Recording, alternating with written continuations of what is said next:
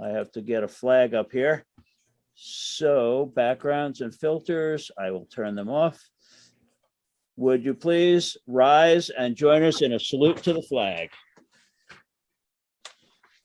I pledge allegiance to the flag, The flag, the United States of America, and to the republic for which it stands, one nation, under God, indivisible, with liberty and justice for all. Would the secretary please call the roll? Mr. Bongiovanni. Here. Mr. Dellarina. Here. Mr. Duncan. Here. Mr. Gaffney. Here. Mrs. Crock. Here. Mr. Ray. Here. Mr. Rossi. Here. Mr. Smith. Here. Mr. Tappan. Here. Mr. Taylor. He's not here. Councilman Schindler. Here. Very good. Mayor Francis. Here. Mr. Gilbert. Here. Okay, roll call has been done. Minutes. We had our last meeting on March 15th, 2022. The minutes were distributed electronically. Are there any additions or corrections to the minutes? Seeing none, I will entertain a motion for approval of the minutes as they were presented. I'll make a motion, we approve the minutes. Okay, we have a motion. Is there a second? I'll second it.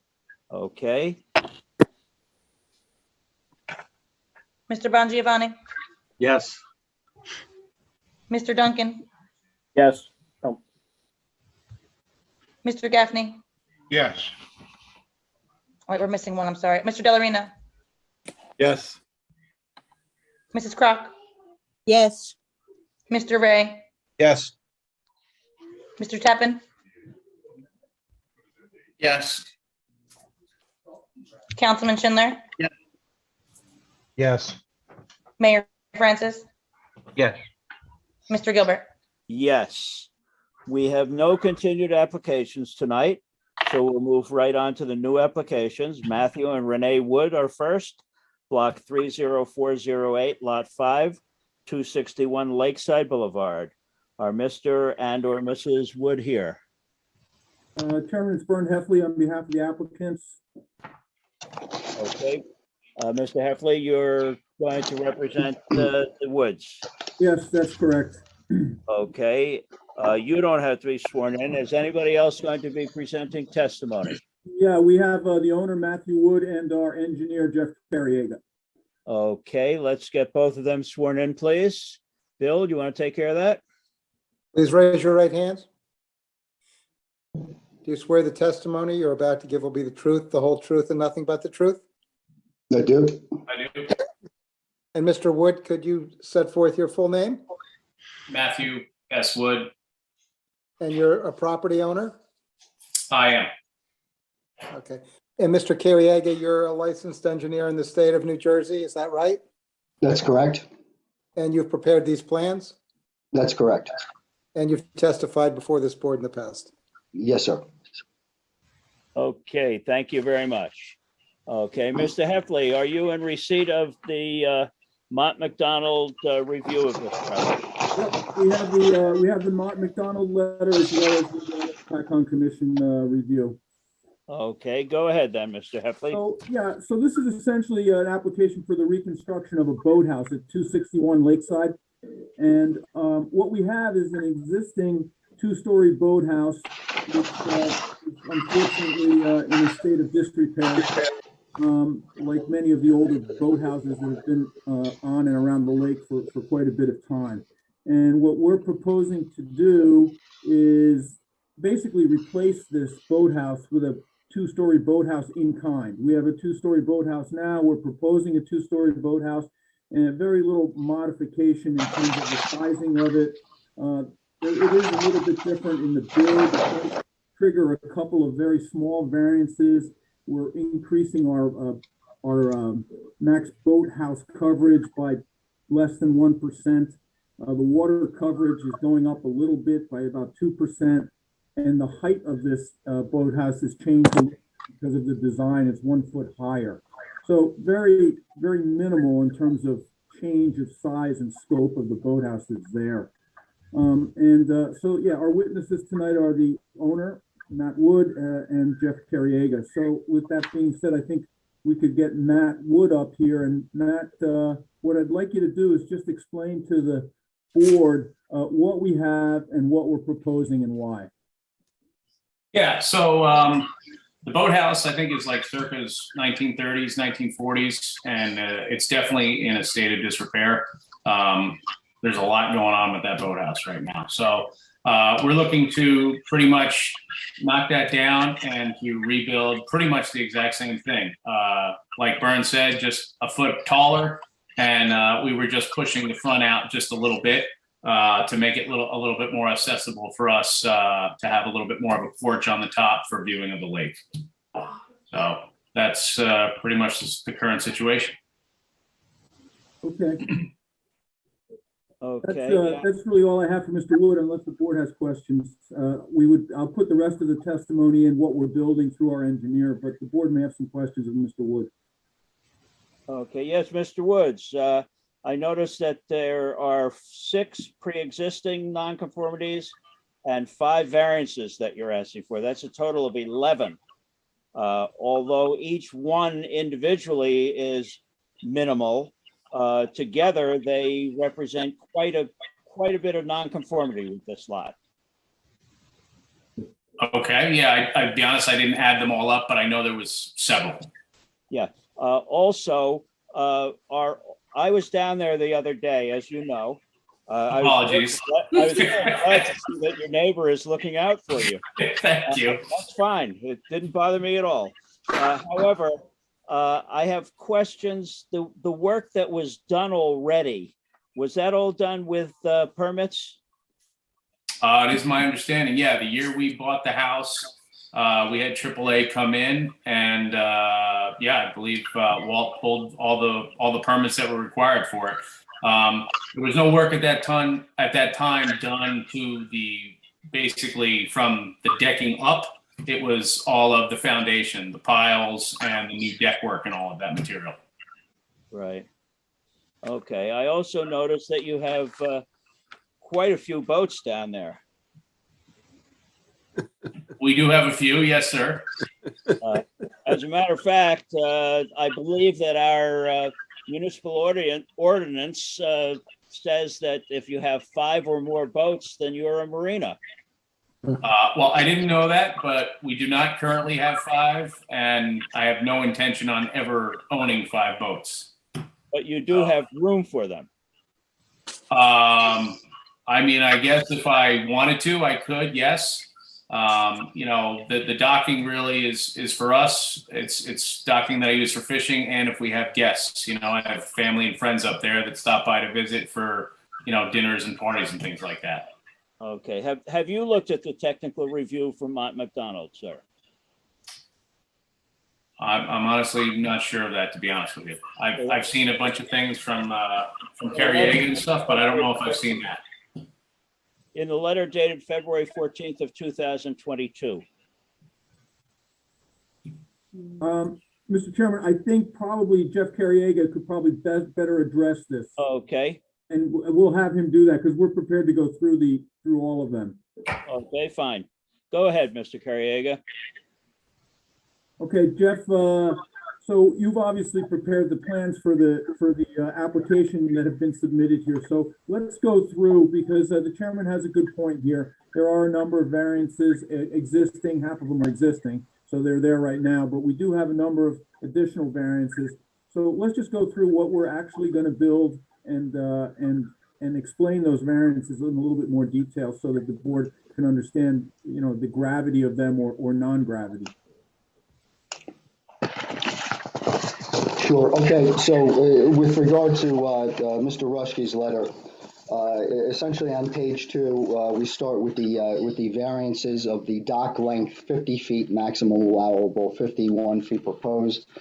If you look at sheet number 2 of our drawing, it shows the 50-foot off pier head line, and the existing dock that is there is over that 50-foot line. So that that 51 is actually the proposed condition that we're looking for the existing dock that's out there right now. So no change. Correct. Water area coverage, 15% maximum allowable, 18.56 existing and 23.61 proposed, and we agree with that. His third item, variance is no more than 4 boats allowed, 5 boats proposed. I think, again, we are not proposing 5 boats, but there is I guess, room to actually dock 5 boats on the property. So I don't know if the board would be amenable to any kind of potential approval that limits the amount of boats to 4 on the property, but we would appreciate if that would be a consideration. Next, variance number 4, size of irregular shaped dock, 50-foot maximum allowable, 169-foot proposed. That's an existing condition. We're not changing that. Jeff, let me stop you there one second. The configuration of this dock and what's there now, after we rebuild the boathouse, the dock configuration stays the same, right? That's correct. Right. So what we have there now, and you know, the utilization of what we have there, or whatever you want to call it, all of that's is not changing. We're not increasing our capacity in any way for boat storage there. That's correct. We're just extending the actual size of the boathouse 5 feet further out, and putting the 4-foot balcony on there. So we're not changing the dock at all with this application. When were these docks put up? When were these docks built? That's a question, I think, for the owner. I believe that was 2017, the winter of 2017 going into 2018. And were you the owner at the time? Yes, yeah, I believe we bought in October, and we immediately went right after those because that boathouse was in the steel underneath it was falling apart. I don't know if that boathouse would have survived another winter. Well, I'm talking about the docks at the moment, though. Oh, the docks, that was all done in 2017, 2018, like, And you know. was that done with permit? Yes, yes. Okay. The docks that are to the right of the boathouse, the additional docks that aren't really kind of part of the boathouse, I do not recollect there were any variances granted for those docks. I believe they were there when you purchased the property? Yes. Mr. Wood? Yes. Okay, because I suspect those probably occurred sometime in past history without permits, it would be my assumption. Well, Thank you, Bill. let me jump in there. I have a question for Mr. Wood, just so that we have some clarity here. The repair work that you did, Matt, in 2018 when you purchased the property, you repaired the dock structures that were there. Is that fair, or did you add anything? That is correct. Some of those fingers were added on. It was on the outside. They were added on so we could get to the other side of the patio boat and things and cover it and stuff like that. And that finger there was done with Walt.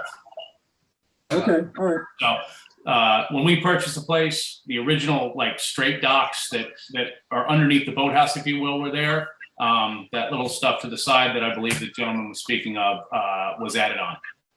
Okay, got it. Okay, thank you. Okay, back to Mr. Carriega. Number 5. Okay, number 5, minimum dock width, 4 foot required and 2 foot proposed, and that's for the one of the fingers that we were talking about there. Right, is that the one in the middle? Correct. And then next paragraph, pre-existing nonconformities, lot width 120 feet required. The actual lot width at the setback is 106 feet existing and proposed, so there's no change pre-existing nonconformity. Front yard setback 40 foot required, 0 foot existing and proposed, no change to that. Side yard setback 15 foot required, 9 foot existing and proposed, no change. Lot coverage, 25% allowable, 41.9 existing and proposed, no change to that. Distance from the lake, 50-foot required, 0-foot existing and proposed, no change to that. And retaining wall setback, 5-foot required, 0-foot existing and proposed, no change in that. As far as technical review, it's understood from number one that we must conform to the necessary flood hazard area permit by rule number 17, or otherwise we have to go for another permit. That's no problem. I believe we do conform to permit by rule number 17. Number two, due to the presence of existing mason retaining walls near the construction area, additional grading and survey information should be required, and that's provided, and that's no problem. We can do that. The applicant should also verify if the bridge and or walkways leading to the boathouse are proposed to be reconstructed as part of this project, and yes, they will be reconstructed as part of the project. What is that? The bridge? The bridge, correct. So that's going to be, Jeff, that's going to be reconstructed in the same manner that we have there now, just basically repaired because it's falling apart also. Right. That's correct. But no change to the size of it. That's correct. Okay. Item number three, proposed boathouse will be approximately 22 feet 5 inches high, where the maximum allowable height of an accessory structure is 18 feet. The existing boathouse is actually 21 feet 5 inches high, so we are proposing a 1 foot additional height variance. Number four, the zoning table on sheet 1 should be updated, and that's no problem. And again, the lot width should be indicated approximately 106 feet on that zoning table.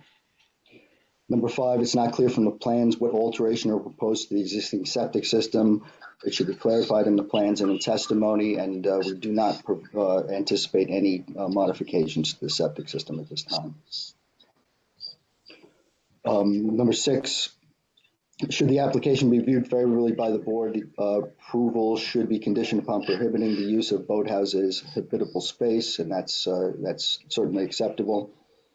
And number seven, due to the proximity of Lake Hopatcong, soil and erosion and sediment control measures such as silt fence should be utilized during construction and depicted on the site plan, and that's no problem. We can do that. So all of these comments are acceptable and you can address them? That's correct. Well, right now there is a bed up there on the second floor of the boathouse. Is that going to remain? Matt, that's for you, I guess. No, that is not. That's coming out this summer, actually. Okay.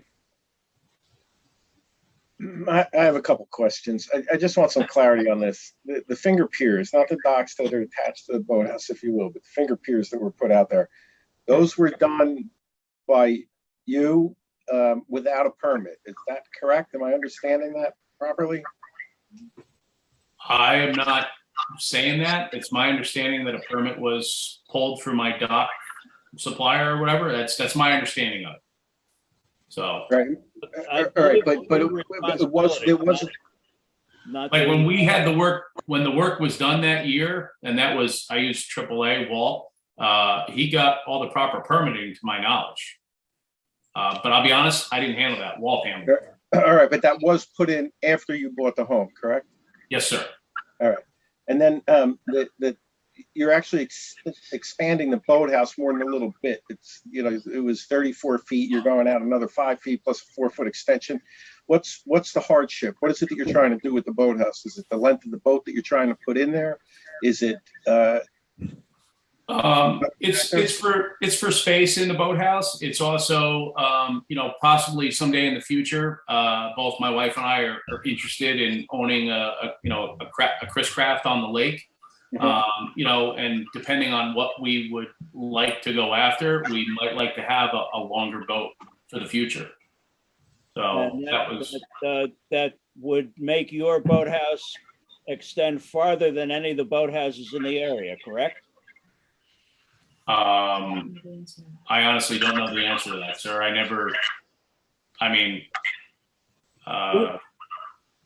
just trying to think. let me ask you a question, because I understand where the board's going with this, the information they want.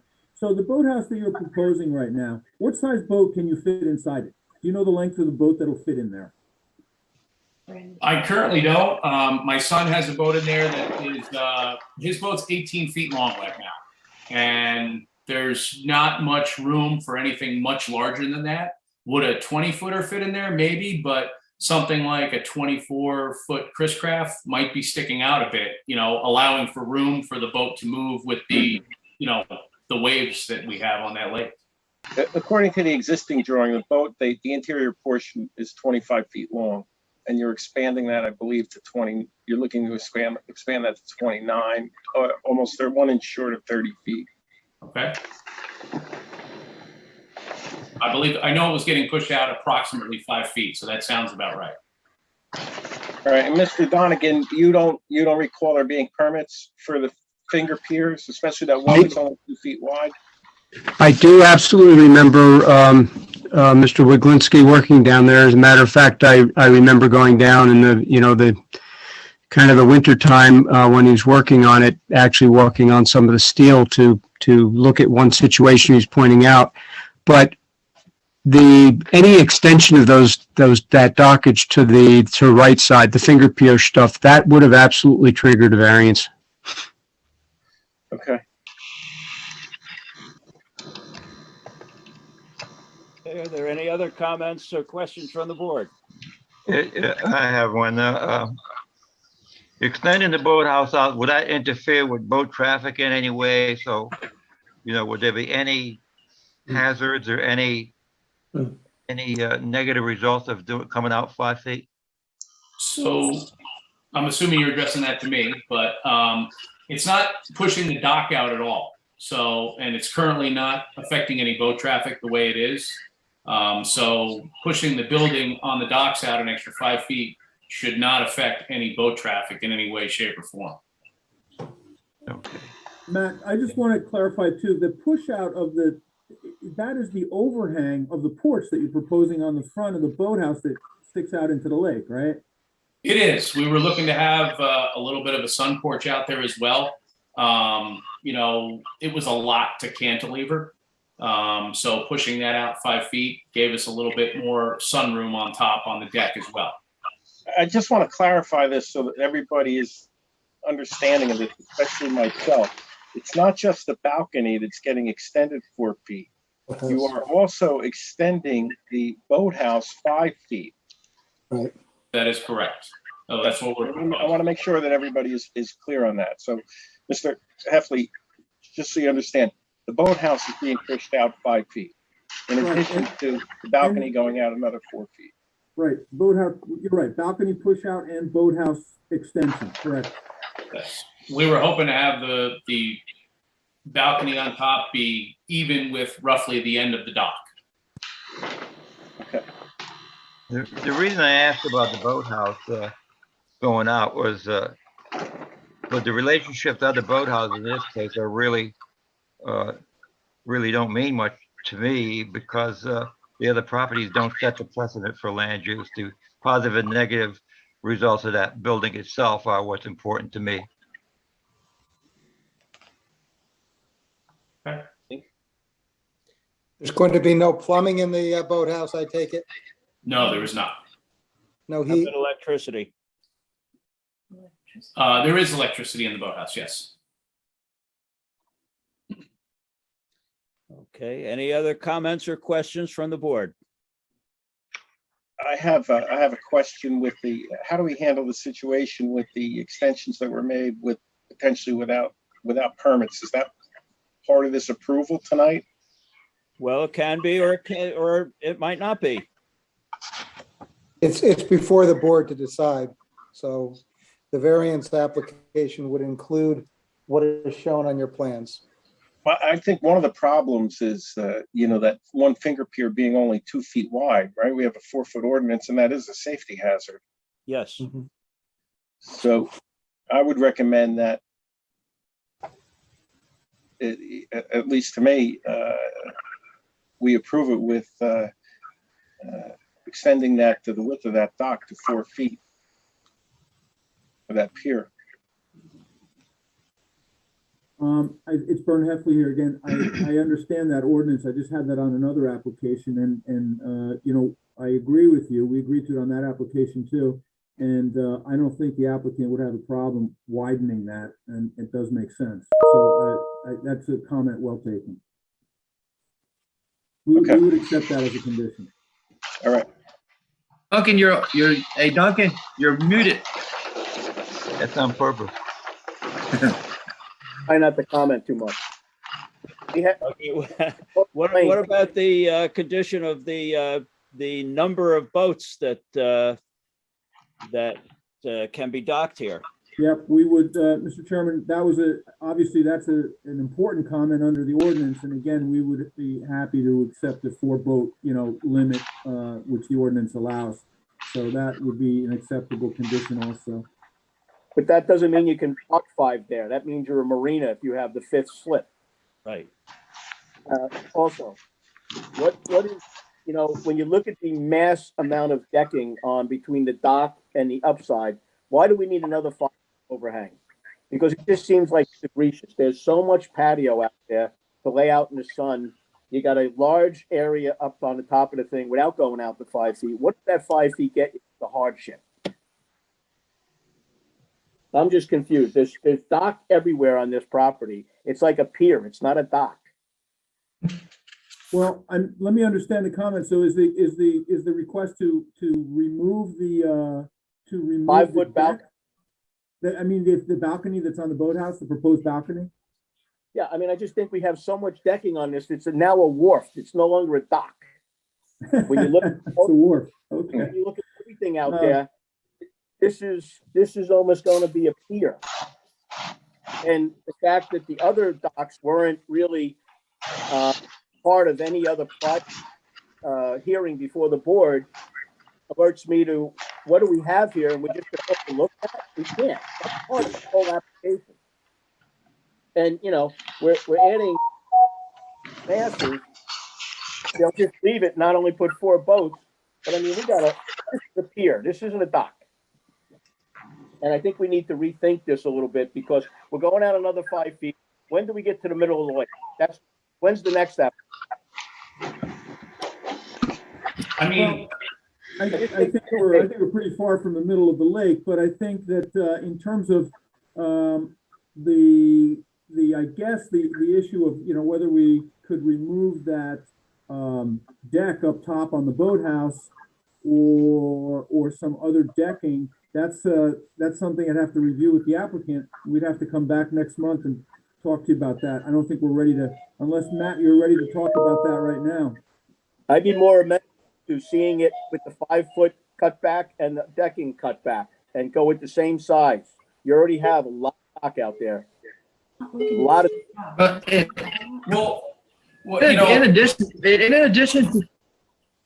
In addition, I mean, we've got a pretty large amount of existing nonconformities on this lot. There's a lot going on with this lot, and we're adding just more to it by wanting to expand that dock house. That's a nice size dock house over here. If you replace what's there, you're not expanding not expanding against the pre-existing, the ordinances. So it seems to me if you put back exactly what was there, it'd be a lot more amenable to everybody. How did that lot covered? That's over the lake. Over the lake. Mike, lake coverage, we're allowed 10%. Mike, isn't he? 10.9. Yeah. The lake cover, the allowable lake coverage is 10, and we're at 10.9. Not over by very much. I understand that the property is, it's obviously it's built out, but variances are, most of them, half of them are existing, and the ones that we're requesting are minor. Can we make additional revisions? Absolutely, but we'd have to come back next month with that. I'm not happy with the fact that there are so many existing conditions and then additional variances as well. Well, Mr. Chairman, I understand the board's concerns. I've heard everybody's concerns. Let us take the plans back. We'll take another look at this. We'll come back with additional information. and whatever modifications we think, we can agree to here and take another swing at this next month. Nicole, Yeah. when do they come back? We also consider My first May meeting is completely full, kind of overfull. So that brings us to May 17th. Mr. Chairman, you may want to open this up to the public. There may be public here who I will. Alan, no. What do we do with the documents that we're headed on that are not part of this? Would never really be before this board. That's Well, I have the answer to that for you, Mr. Duncan. So we will either provide you the permitting for that, or we will revise the application to include those as variants. Or the other. Let's open this up to the public. Let's see if anyone from the public wants to comment or question this application. Anybody from the public who would like to question or on this application, please go to the bottom of your screen and in reactions, raise your hand. The Colleen has her hand raised. Colleen Lyons. Hi, everyone. Can you hear me? Colleen, please raise your right hand. Do you swear the testimony you're about to give will be the truth, the whole truth, and nothing but the truth? And you're speaking on behalf of? Hopatcong Commission. The commission reviews land use board applications around the lake where there impacts the water quality and the lake. So I just wanted to clarify, because from when I reviewed the application, the ordinance maximum for water area coverage was 15% and 18.56, I think, is what's being proposed.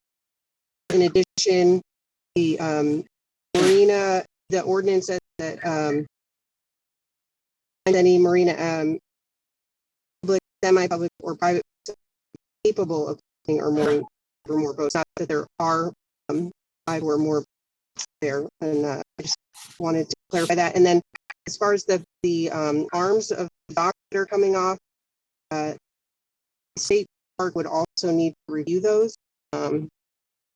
They do not allow for they do not allow docks to extend more than 50 feet in length into the waters of Lake Hopatcong from the mean high water line. I don't know if that was applied for or submitted to the state park.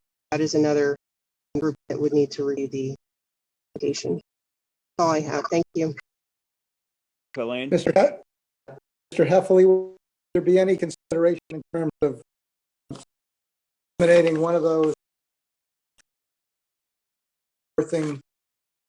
eliminating the middle finger in the middle, the finger in the middle, and reducing that clip to the boathouse as you're looking at it from the lake, so that there's one slip rather than 2 slips?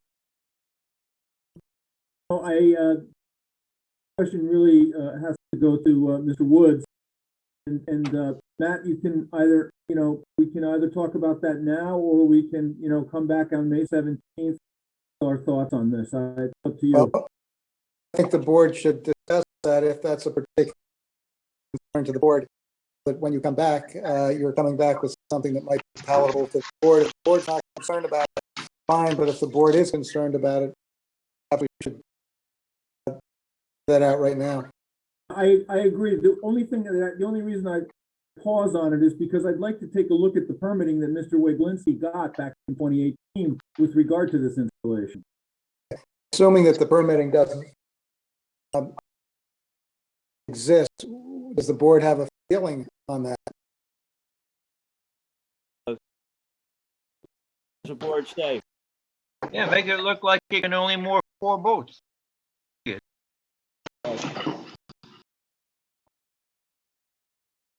You took that middle finger out, which we have to assume is too narrow anyway. I don't think we should tell them what to do. We should tell them that it should only look like it move 4 boats. That's the applicant's responsibility, not ours. I would reduce that size of the dock. Bring it back in. Non-conformity. Well, let us take that back, and we understand where the board would like it to go. I think I got the message. All right. First, let's see if anybody else from the public wants to comment. Anybody else from the public want to comment or question this application? So please go to the bottom of your screen and in reactions, raise your hand.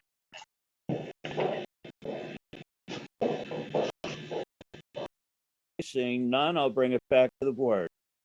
Anybody from the board want to make a that we carry this to the May 17th meeting? Do we need to, again, do we need to notifications? I I take it the motion would be without further notice requirement of, right? Yeah, we would request the notice be carried. It's only 45 days away. I mean, that's not unusual to carry that notice. We have a motion to carry this. Who made the motion? Out Anthony did. Anthony made the motion. Second? Bobby. John Giovanni? Yes.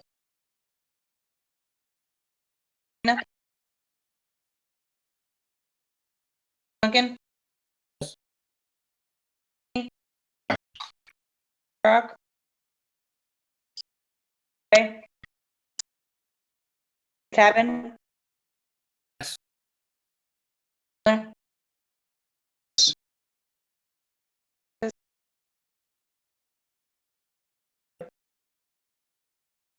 Hey, thank you very much, Mr. and Ms. Woods, Ariega, and Mr. Heffley, and we will see you this application again on May 17th. Thank you. Thank you. We have Elite Preparatory Academy, 30612, Lot 1, 0706, Lots 1 and 2, Lakeside Boulevard.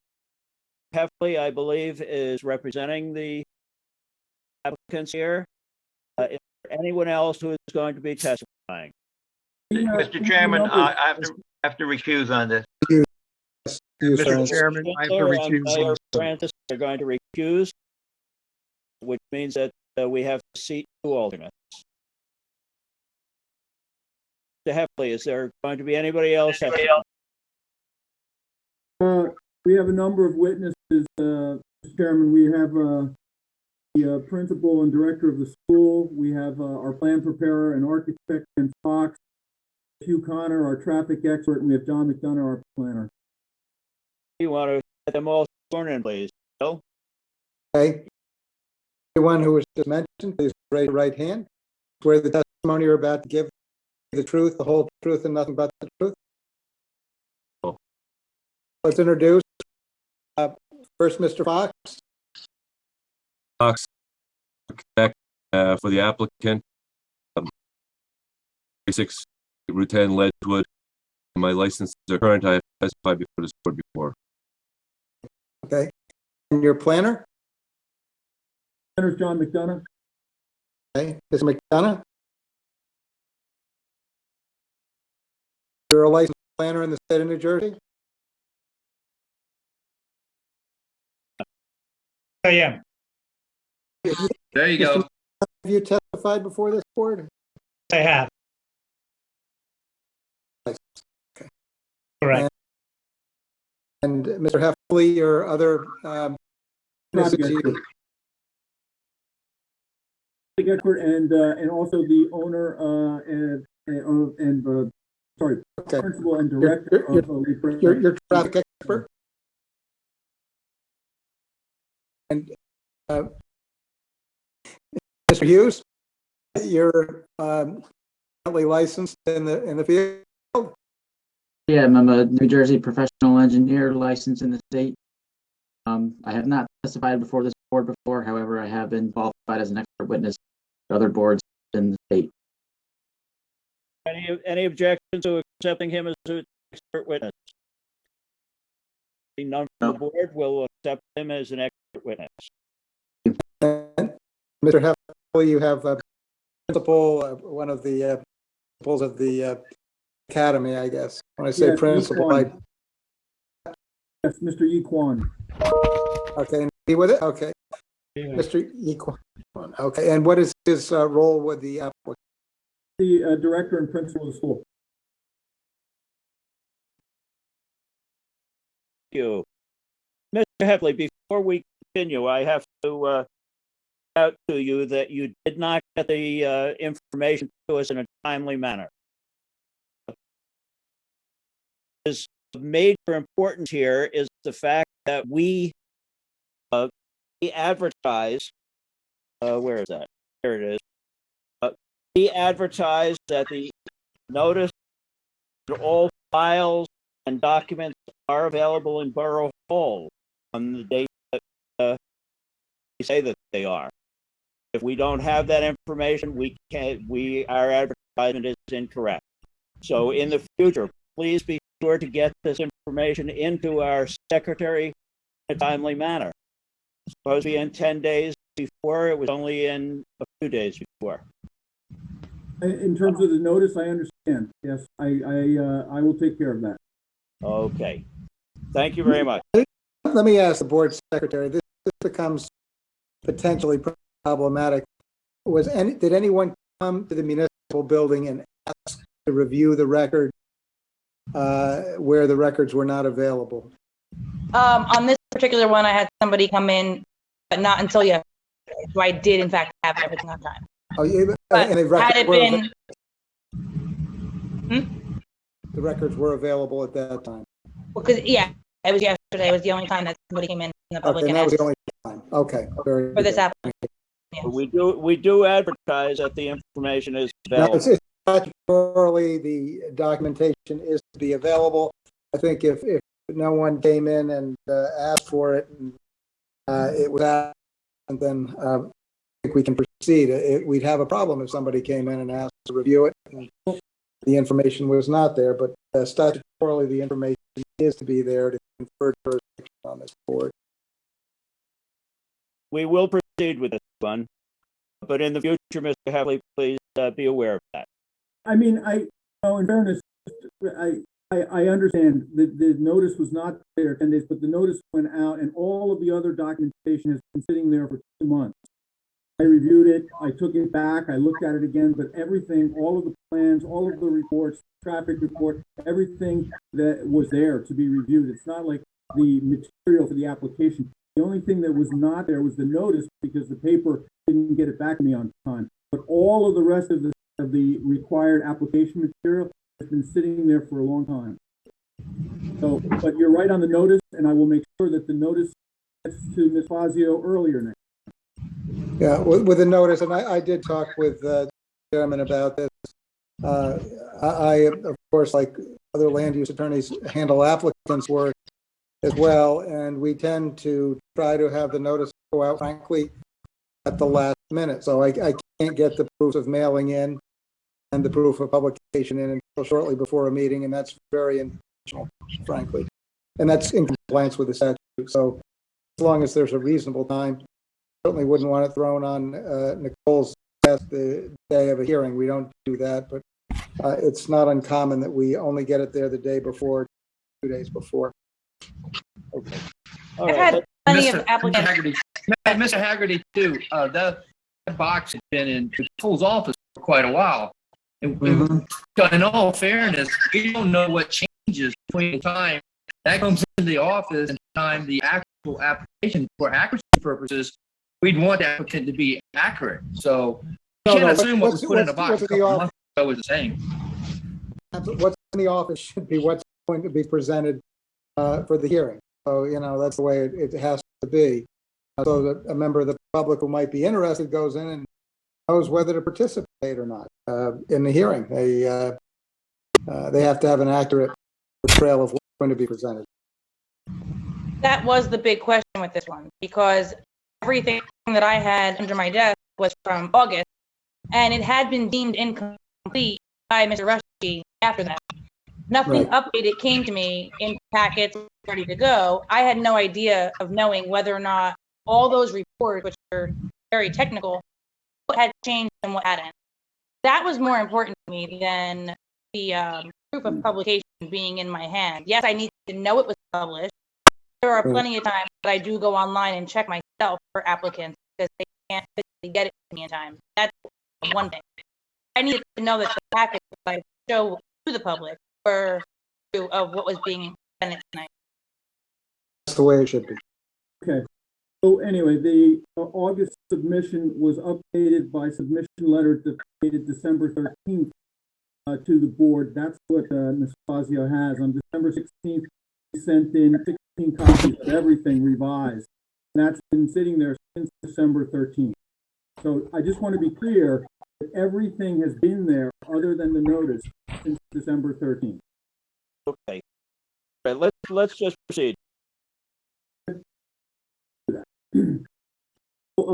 This is the application of Elite Prep, and obviously this is with regard to the property that's known as the Hudson Maxim Elementary School. And the applicant purchased this property from the Board of Education about a year ago here. June 24th was the date of the deed. And they bought it from the Board of Education at the public auction. The school itself has been sitting dormant for a number of years, and the applicant bought this specifically with the intent to reopen the school, and that's what he's proposing. And we're proposing to locate a private school in the building and essentially use the facility as it was used in the past, and albeit smaller student count. The building itself and the facility would be pretty much used as is. Changes would be to the interior, and there'll be substantially less students. Now, the property is actually in a residential zone, and although the school has been there for a long time, because it's in a residential zone, even though we're proposing to use it school again, it's still going to trigger a D1 use variance. That is the variant of this application, is the D1 variance to allow the continuation of this building to be used as a school.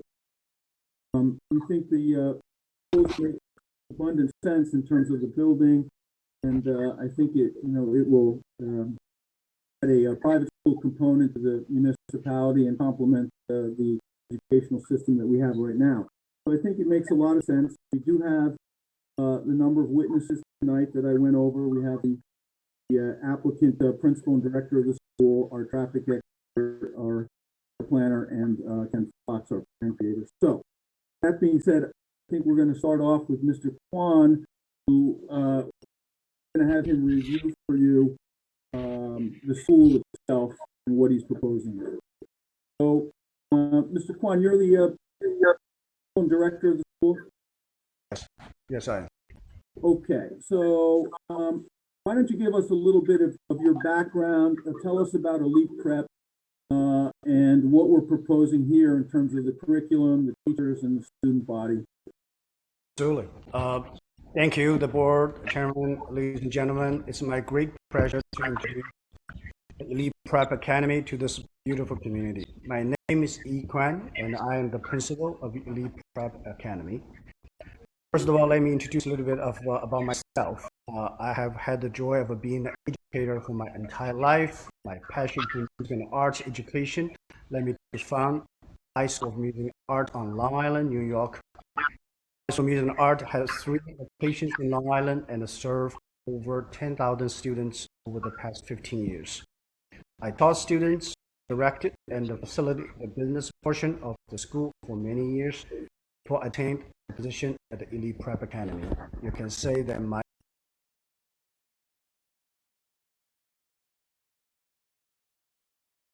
Prep was 2004 and it was located in Somerset, New Jersey. We're very so happy to move Elite Prep Academy to Hopatcong. The Academy is an independent STEM liberal arts boarding and school for children and young adults aged 5 to 18, fostering academic excellency for children in kindergarten through 12th grade. Next fall, we will integrate music and art programs to our curriculum. It will make us one of the few elite performing art schools in the nation. At a full capacity, we anticipate total student number of 90 for the lower school from K to 8th grade and 80 in total for the high school from 9th to 12th grade. Total number for our faculty will be 20 and 5 for staffs. Our lower school will start their first period at 7:30 a.m. and finish at 2:50 Monday through Friday. The high school program will start at 8:15 and finish at 3:40 p.m. Monday through Friday. There will be an interval 45 minutes between the two start times. So from general study to specialized music and art education, Elite Prep's innovative curriculum is based on the current information age. Our mission is to help students organize and grow in knowledge and information according to their specialized interests. Cultivating information into knowledge develops these essential skill sets. It's important to mention one of the three key skill sets is character. We reward every level, practice and a demonstration of fine character traits and values. Our faculty stress the importance of good citizenship, integrity, good behaviors like sportsmanship and leadership. The Prep Academy excellence is a lifestyle, not a position. Simply put, we nurture good citizenship. We want our students to be an active subset of this. So to summarize what Elite Prep Academy offers, 6:1 student to faculty ratio, 20 plus AP classes will be offered. 90% of our students admit to top 100 colleges. More than 60% of the students will receive scholarships. It's also vital to mention more than 70% of the scholarship funds are reserved for local students, especially Hopatcong residents. We wish to make Elite Prep Academy affordable to our community. So on behalf of all our faculty and the members of our board and Elite Prep Academy, I'd like to thank you all again for the opportunity to speak to the board and the outstanding community. I hope this Elite Prep will help to make this already incredible town all the more beautiful for years to come. Thank you, board. Thank you. Elite Prep, a charter school. Elite Prep is a boarding and a day school. Is it a charter school, according to the state of New Jersey? Not a charter school, we're a private school. Private school. Okay. You do the students with diplomas.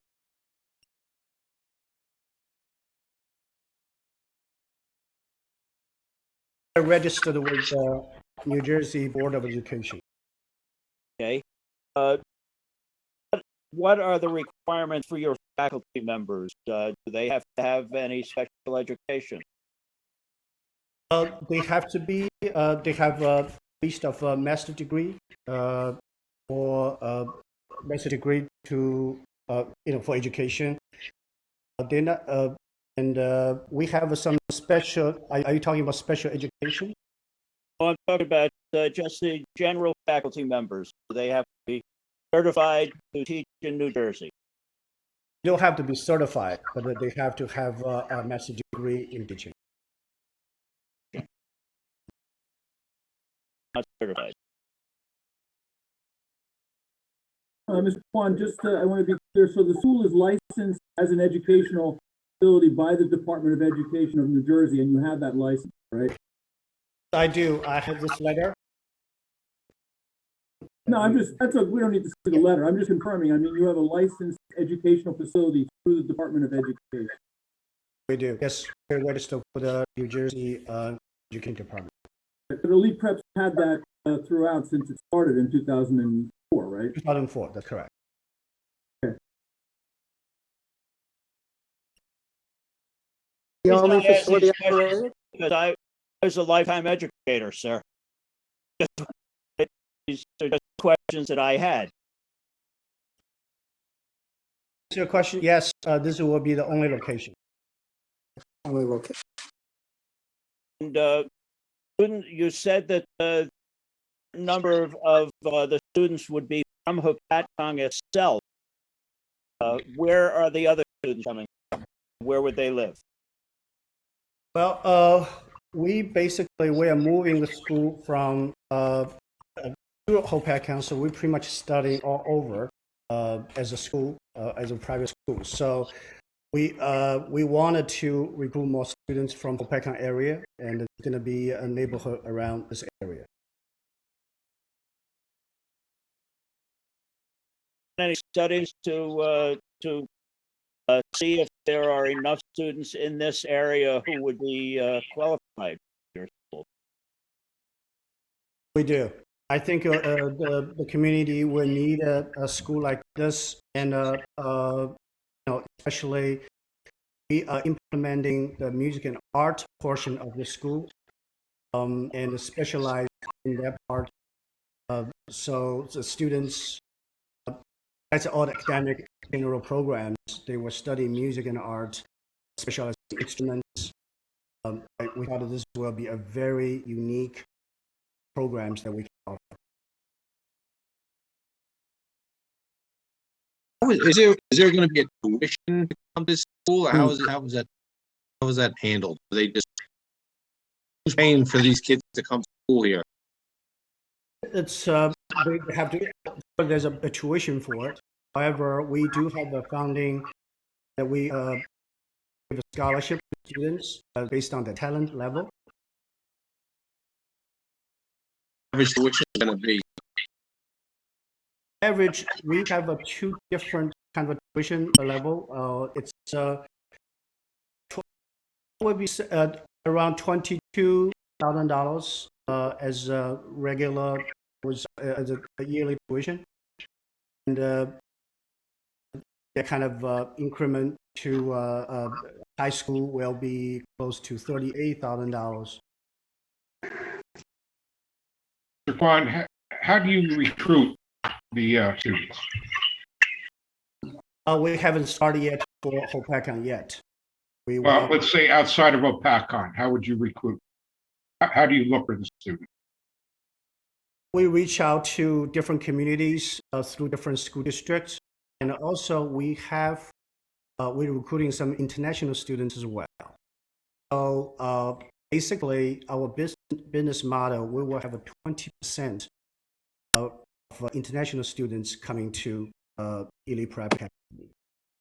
That's probably going to be our majority of income, and therefore subsidize a lot for the local students will be able to get a more affordable tuition. Where would your international students live, sir? Majority will be from Asia, from China, Hong Kong. And where will they live when they're in the United States? We're going to have a dorm. We purchased a facility in Byron. Those students living in the school itself. No dorms within the school? There's no dorm. The dorm will be about 15 minutes from the school. You had mentioned that you were starting over. It's a pretty nice area. I'm very familiar with it. What was it about Hopatcong that made it feel like it was the right place for you? Our lease was up there, and we saw the opportunity, the auction, and when we saw the beautiful lake, this beautiful community, we thought this would be a great location for our school. And again, as a music and art, we always feel students need to be surrounded with this beautiful lake and this beautiful surrounding. We thought it was a great location for us. How many kids did you say were going to attend? You mean eventually, like what anticipated for capacity? Yes.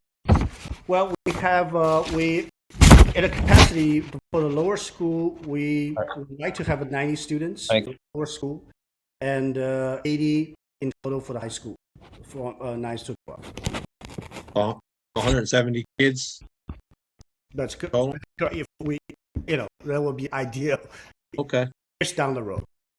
I know, the school is going to take time, so we are prepared to take, take time to grow the school and really embed in the part of the community.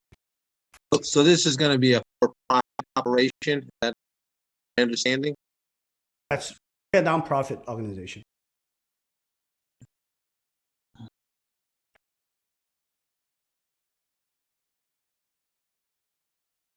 the math, average 30,000 a student at 170 kids, it's like $5 million a year. And Not, like I said, we reserved 70% of a scholarship that we're going to offer for the talent students and for local students.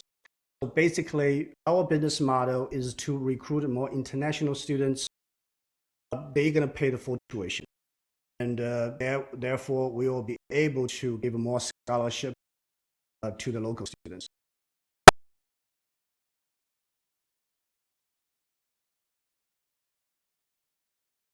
I thought your information commented that for the beneficial use was that it was going to be a for-profit organization. Are you saying now it's not for profit? Non-profit organization. Confusing in the planning report, because in the planning report it talked about a for-profit organization. That's why the board is a little confused.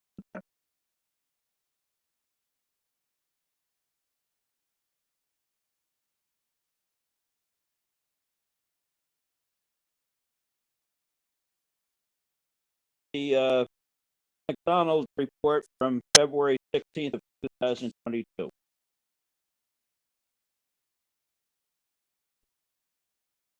We are in receipt of that, and I think we're ready to address all of those items, but I'd like to do that through the professionals.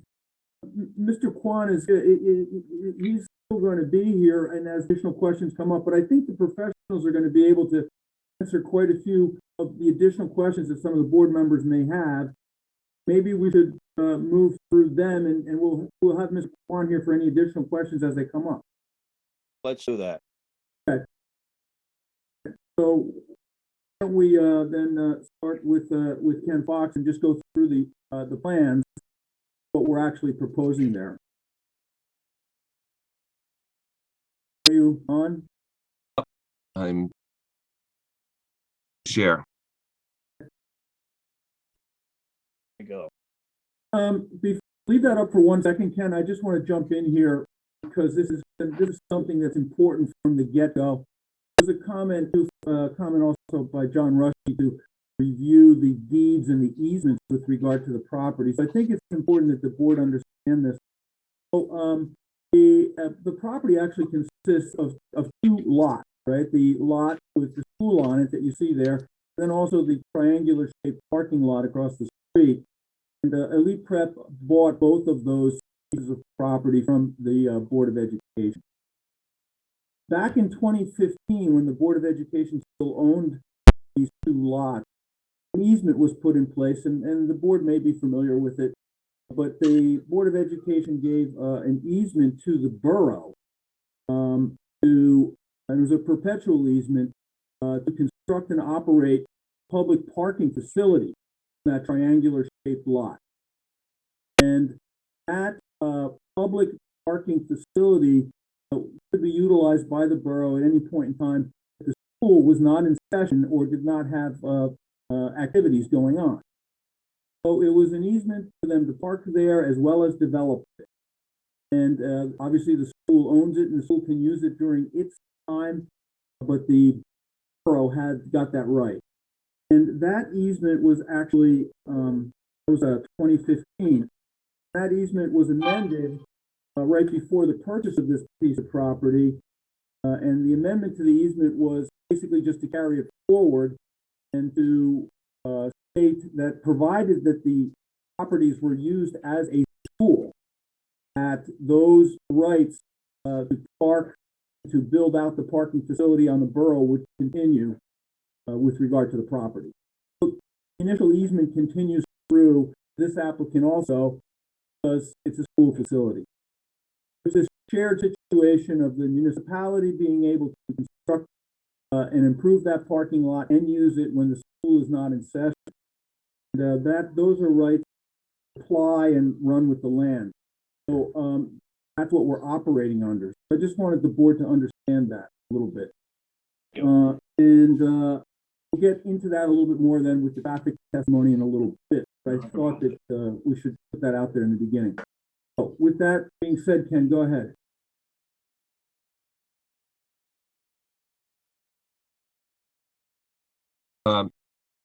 we said this is a property consists of two pieces of property.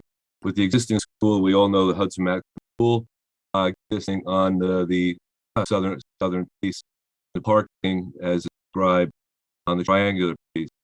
The school building is a two-story building, is above Lakeside Boulevard. There's Lakeside Boulevard, goes up an embankment to the school. There are two entrances, and I'm showing, just to be clear, I'm testifying to sheet Z1, which is the first sheet in the set that we submitted. There are two existing entrances to the school.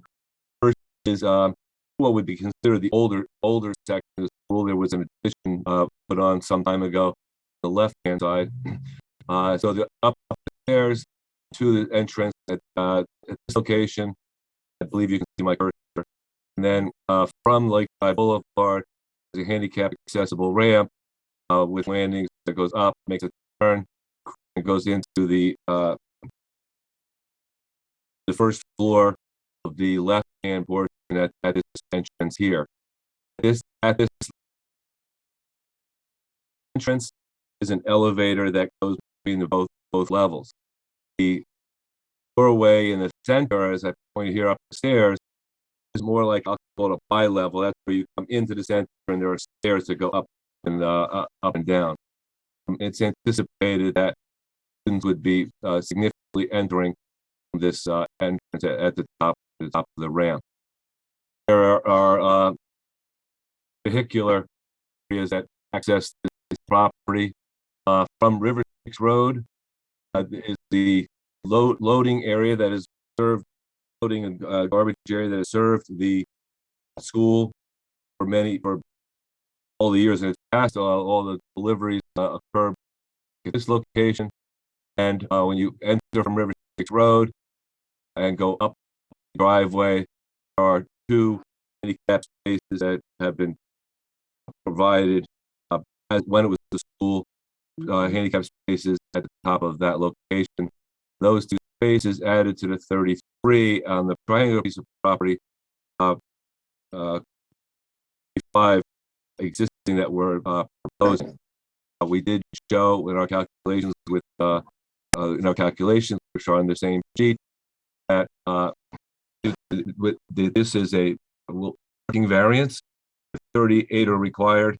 I know that the our planner will be speaking to the variance specifically, and Mr. Kwong can answer questions about utilization of this. We feel that the parking that is provided will be adequate for the use that's permitted. There's things that happen sometimes in a normal school like a high school where seniors, where older students, one might be driving to school. That's not going to be permitted here for the seniors to be driving to school and parking here. So it's not going to take up parking like some other more traditional schools. That is the first vehicular entrance to River 6 Road. Other vehicular sort of an entrance is actually a pull-off, drop-off area. Accesses on Lakeside Boulevard, heading eastbound on Lakeside Boulevard. Area there, it's a little over 100 feet long. Enough room for 2 buses or a bus and a couple of cars to be able to provide drop-off. It did when it was entered as operated as a school. And the school over time had different methods of operating here, including changing it to a one-way drive, but it has operated way in the past. And it is our proposal to you that we're going to operate this with the law here. Anticipated the numbers of students that Mr. Kwan gave us as we directed him when we testified before the boards. We have to talk about the maximum they anticipated at any time. So that would be his goal, is to reach those numbers. And so we testify to those. It will be some years before it gets to that point. In our discussions, we anticipated that probably about 4 buses be necessary to to provide this to the access students. A number of parents would be also dropping off at this location, and by separating the elementary school with the high school 45 minutes apart is going to making this orderly. As far as the existing property goes, on the east end of the property, there's an existing asphalt playground, and it does go up the hill to residential area in the back. We are located in the zoning map down here on the lower left, located within the R1 zone. As you can see, we're encompassed on two sides by the B1 zone. It's not like it's an island in the middle of the R1 zone, and it has operated as a school for many years.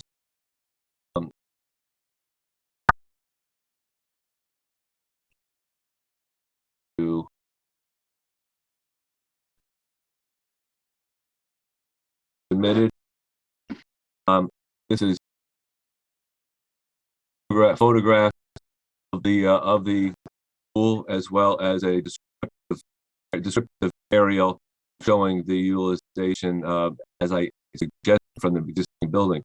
I can testify from the existing or from our proposed, because we're not improving any significant site impact, site improvement. It's really mostly repair, replacement, and fixing in those areas. Not necessarily. There's no new construction proposed on the site. It's operated as a school. It's going to operate as a school.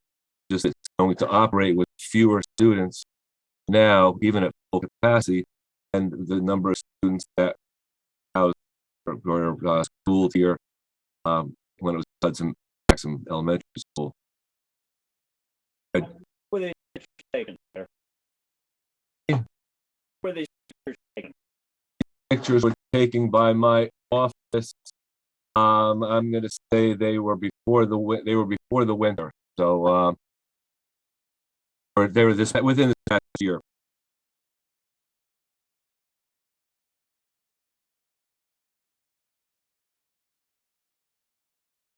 Are self-explanatory. Other than because it was brought up in Mr. Rush's report about the topography and the ramps and the front. You can see the handicap ramp shown in the second picture from the right, all the walkway along the front of the pool here. Them as handicap accessible. We're not able to force our surveyor to complete the topographic study of this. I did take some measurements myself with a level and determined that the ramp front is at or near handicap. We can, as a condition of approval, hopefully, provide additional topography from our surveyor when we get it. And I did take measurements across the front of the pool. Our handicap spaces are on here on the northwest corner. Handicap spaces here, and as everybody will be entering entrance over on this side, there is from the center entrance to the left an existing ramp there. They did measure it, and it is slightly greater than allowed by handicap or barrier-free DA standards. It's 48 inches high. It's 42 feet long. So we will, as a condition of approval, we would some modifications to that area so that we could have a conforming camp at that location. But once it's over 30 feet, there'll be a 5-foot landing requirement.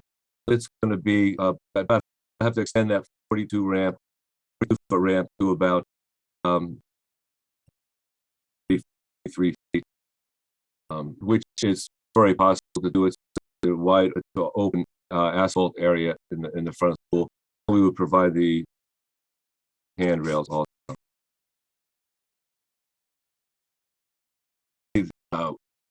Everything that's occurring on the exterior of the building. This Z2, we do show it existing floor plans for both levels. So the entrance in the center here, and then the entrance at the first floor level here on the left.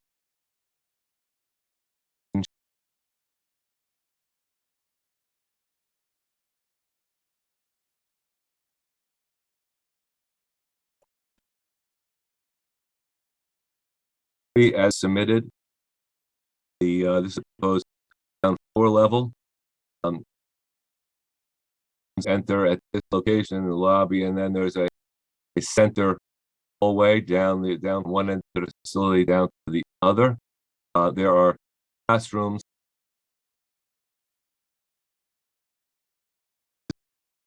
Everything as a school, private school, similarly to a public school, has all the same type of. So I don't think I need to go down specifically in all of them.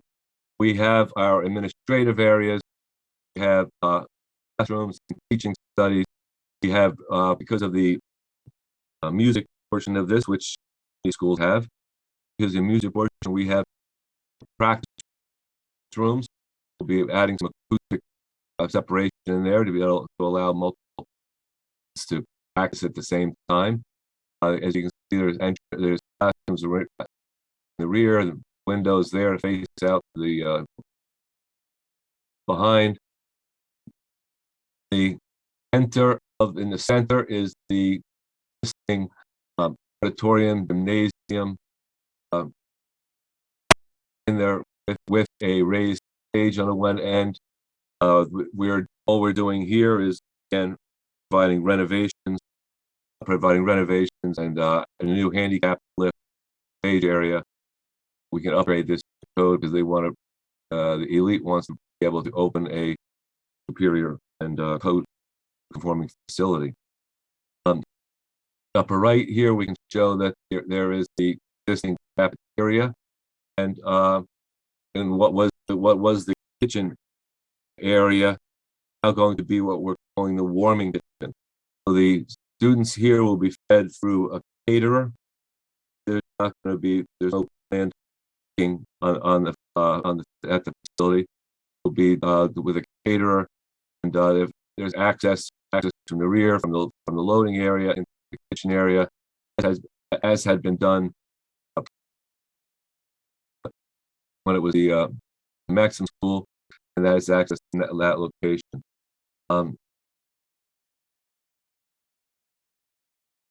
Teacher classrooms, teaching rooms, and administration. For upper level is similar layout. Elevator in the top left. Center corridor. And in the center is the upper portion of the gym. It's not accessible from this level. The upper portion of the gym, and we show the different room areas in this level, as well as administrative areas where may come to meet with the principal and everything that occurs at a school. Is the truthfully of the layout and the facility. And Bernd, I don't know if you have other questions for me before we go into some reports. Yeah, just a couple of things I want to touch on that just because they were in Mr. Rush's letter. The proposed water and sewer utilization, as well as the management. While our building is serviced by water and sewer existing, and we have a use that is proposed that is less students than previously, we have to go through the process of our I'll say with that. There's no additional allocation necessary. Our garbage as is going to be. I do have a photo. I'll show here where I show loading on the plan, access from Riverside Road, as it has always been. The photographic area here, loading the dumpster will be located back at this location. It's where the dumpster had been located back when it was school. The entering this facility would be able to make a right off or right or left onto the property, Riverside Road, up a little hill here on the driveway, to turn on property, the loading area, to do their loading, unloading, garbage, what have you, and be able to pull it straight out to Riverside Road. No need to back onto the road. Going to be, I think that's essentially the same as the Hudson Maxim facility in terms of the waste removal, and it worked back then, so I assume it's going to work today because we're putting it in the same location, right? And what we're doing essentially on it, almost everything. It's a different organization, and every organization runs differently, but from a facility standpoint, we are running this as it had in the past when it was Hudson Maxim School. Would it be possible, sir, to Go ahead, question. any handicap facilities for students at the other end of the building? Notice that your handicap bathrooms are all the way at the extreme left side of the building. The other bathroom is at the extreme right side. Would it be possible to put handicap facilities there at all? I can say that we're going to meet all the codes necessary, but not divert from that. You can see on the upper level and the lower level the configuration of the toilet rooms here, and I'm not going to testify that they absolutely comply with all area-free requirements as far as floor width and stall width. You can see that in both bathrooms there are wider toilet stalls in each of these spaces. So there are two applying bathrooms in there. We do have to renovate bathrooms as part of this thing up of this facility, and we will be changing some door openings and bringing this more into compliance throughout than it is today.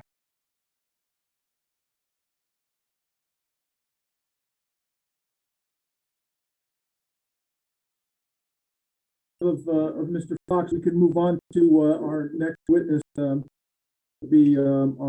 traffic. Yeah, I'm sorry, I was muted.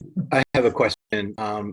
This is in the redevelopment area, and you mentioned that you're not going to do any exterior renovations or improvements. Just wondering what the thoughts were or not, kind of from an aesthetic perspective, improving the look of the outside. Yes, so I said we're not doing any, probably use the word improvements to say that we as developers or architects and engineers talk about things that we're going to do differently. We're going to do repairs. So there is going to be repairs made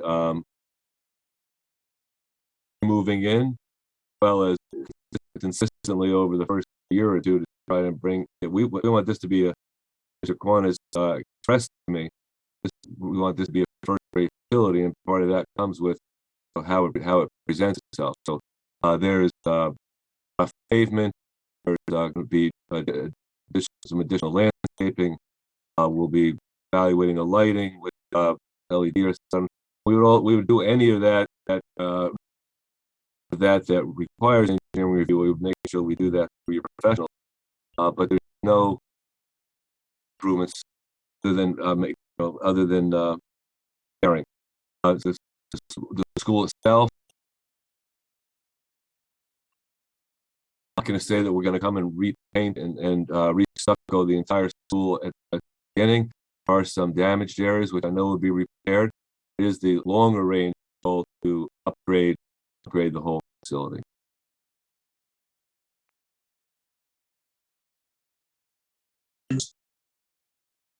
You want to go?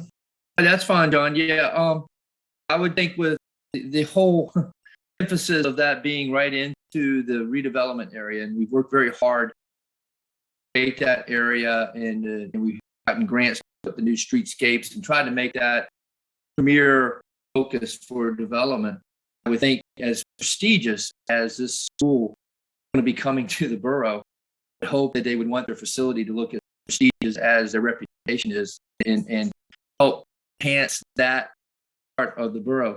I think there's something in the planning document that we got to get squared away. In the planning document, it inherently says benefit for profit schools.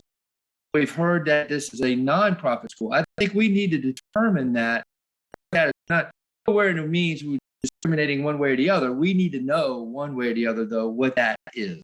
In the planning document is one thing. We've heard tonight that it's non-profit. So we need, in my opinion, we need to understand what that is. And I'll allow Juan to answer that one once again. I believe that when Mr. McDonough testifies, that may have been a mistake on the part of the planner. And we are a nonprofit company, so it is a nonprofit organization.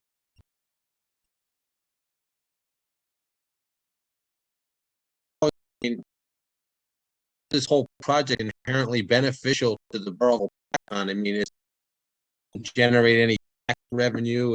It's going to be a tax on. I mean, it brings nothing to the borough. I don't know if I'm fine here, but I do know that our planner will be talking about inherently beneficial use, other positive criteria that the land use law suggests we try or need to follow. I'm sure that is one of those. But I know that Mr. McDonough will be answering those questions.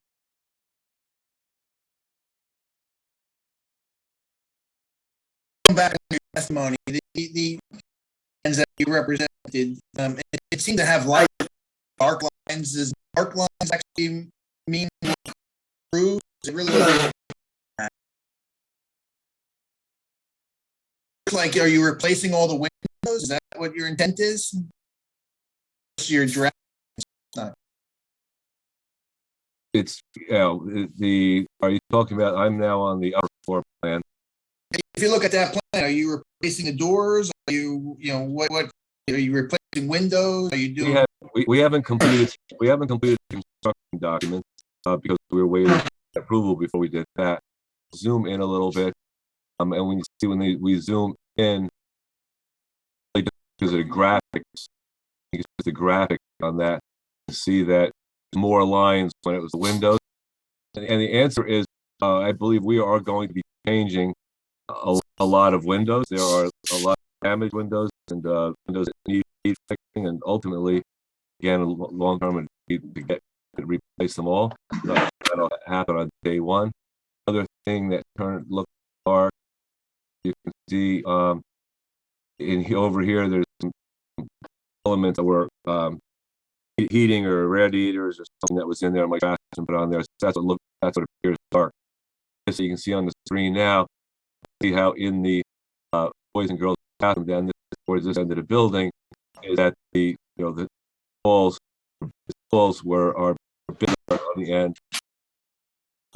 They are conforming or close to conforming with the handicap requirements on this end of the building. That's what that darker lines where it's just the 4 lines in a window. Would change some of the windows, but not all of them. I'm not. We haven't gotten pricing on doing all of that, so we're not going to go piecemeal this. Say that ultimately all of the windows will be replaced. I just don't know if that's going to be affordable in day one. Spotty, you know, don't put all windows in, or you don't, you know, look.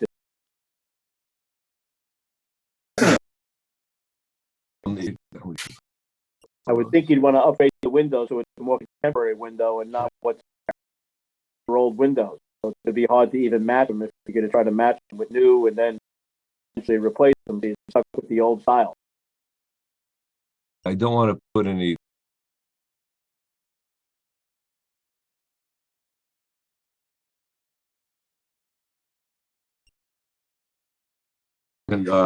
make a suggestion if he wants now, but I don't know that I can say that as a condition of approval that we'll replace all the windows before we have access or use of the building.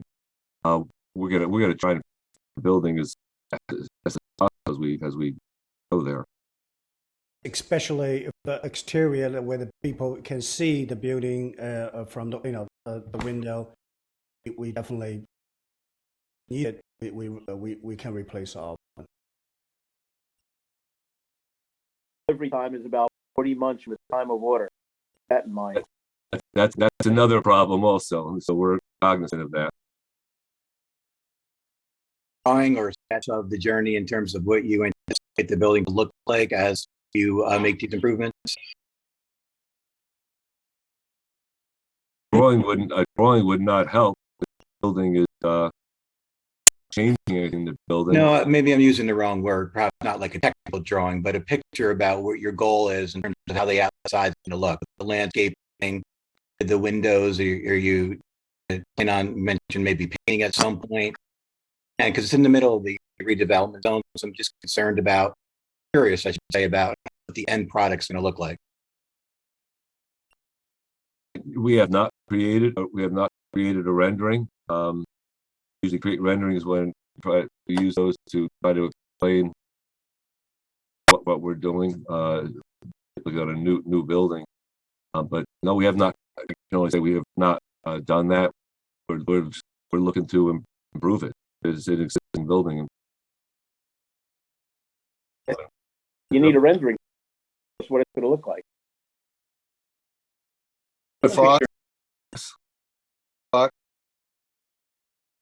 There are also issues there in that building, water, asbestos, mold, etc. I don't know about the asbestos. There's really some mold. I don't ever like my judgments on that. I'm part of my business. Yes, there's some mold. I'm not sure about the asbestos. I know that one of the school had staying here was because of a significant failure in part of the heating system. I think that was part of the piping that went under the gym floor and such, and actually tunnels in there. We have had a mechanical engineer out here and evaluating this and preparing to drawings to all operational. That's going to be an expensive part of this, is bringing all the heating and electricity up to par. And there is definitely building has been sitting vacant for a long time. There is materials in there that have to be moved. To update the steam pipe, the heating systems are all repaired. Because has been repaired as well. Juan, when were you hoping to open? Hopefully by approval, hopefully September. That's a long shot, with all the repairs and all that.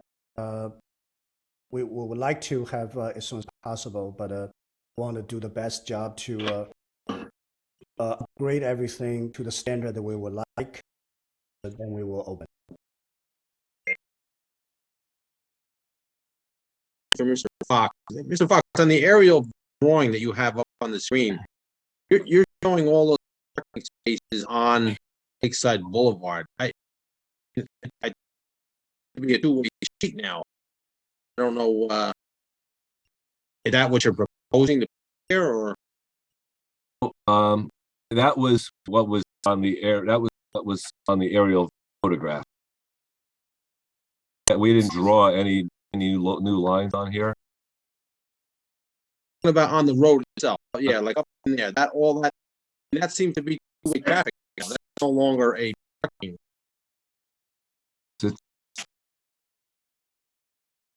That's one of the things, that's in the, Mr. Yeah, Rush. and that was Mr. Rush's comments about the traffic survey. Mr. Ray, we're going to get to that with our traffic expert. We have a witness with regard to parking and traffic. So Okay. we're going to, and you're absolutely right. It's a municipal street, two-way traffic right now. That's what exists out there. I think what Mr. Fox is showing is, that's what's out there. That is the existing condition, even though it is a two-way street right now. And our traffic expert is going to talk that issue. Now, I thought that was taken out. That's still there. Still there? Jersey barriers are gone though. Barriers. I thought the DPW removed that. They, I was just there the other day. The striping is still there. There. Be worn out. Pretty obvious. Questions on you talk about the administration building staff and such, that we really didn't get into the makeup of staff. Is that something you can just enlighten on how much staff you need, and is this going to be a marketing department too, and what's that going to? Yes, we anticipate, this is going to, as the school grows, we are going to add more staff. We're going to start with the 5 staffs, including one person specialized in marketing, and me as a principal, and we have administrative, answering the phone, office manager. So we're going to start with the 5 staffs. As the school grows, obviously we will add more staffs. We are looking to recruit, employees from local towns, the Hopatcong area. But your faculty. That's the same as well. We, so far, we have hired the teachers in the local area.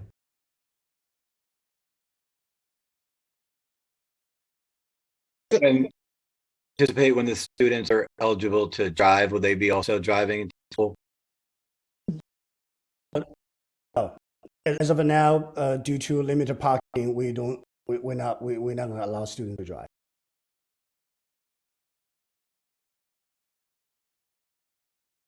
To disciplined teenagers, and what's really going to what happens if that is a problem, because kids will just park anywhere on the streets or wherever.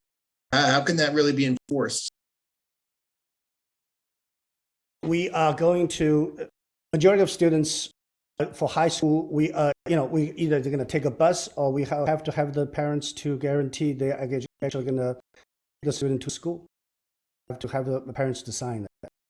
Mr. Qureshi and Mr. Kwan, I think the numbers you had talked about previously with maximum of like 80, and if we put that into perspective of 4 years of high school, that's a goal. That's down in the future and the goal. But the worst case, that would be 20 students per class.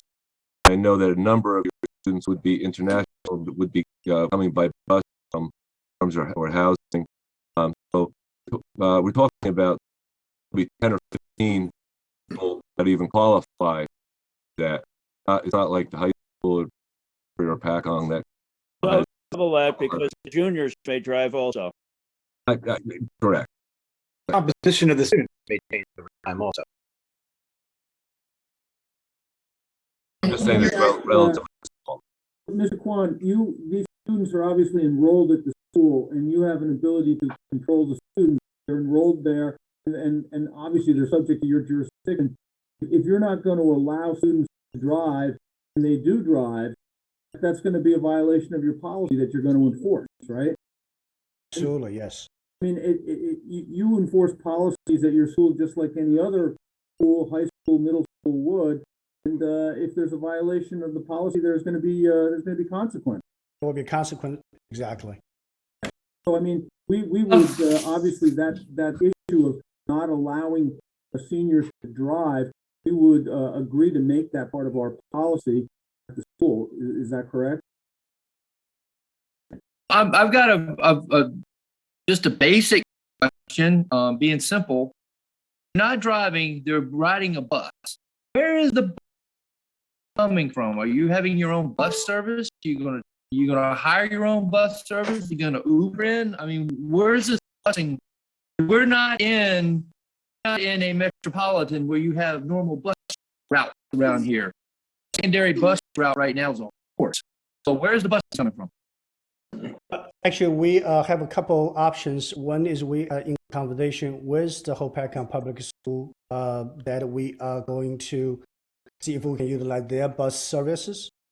Also, we are planning to purchase a bus for the school, and if necessary, we can use that. So for us, we only need 2 buses because of the intervals between the 2 starter times.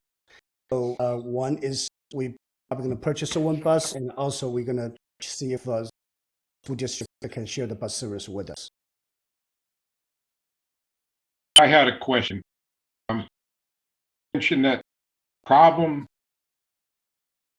gym floor that's been corrected already. Right.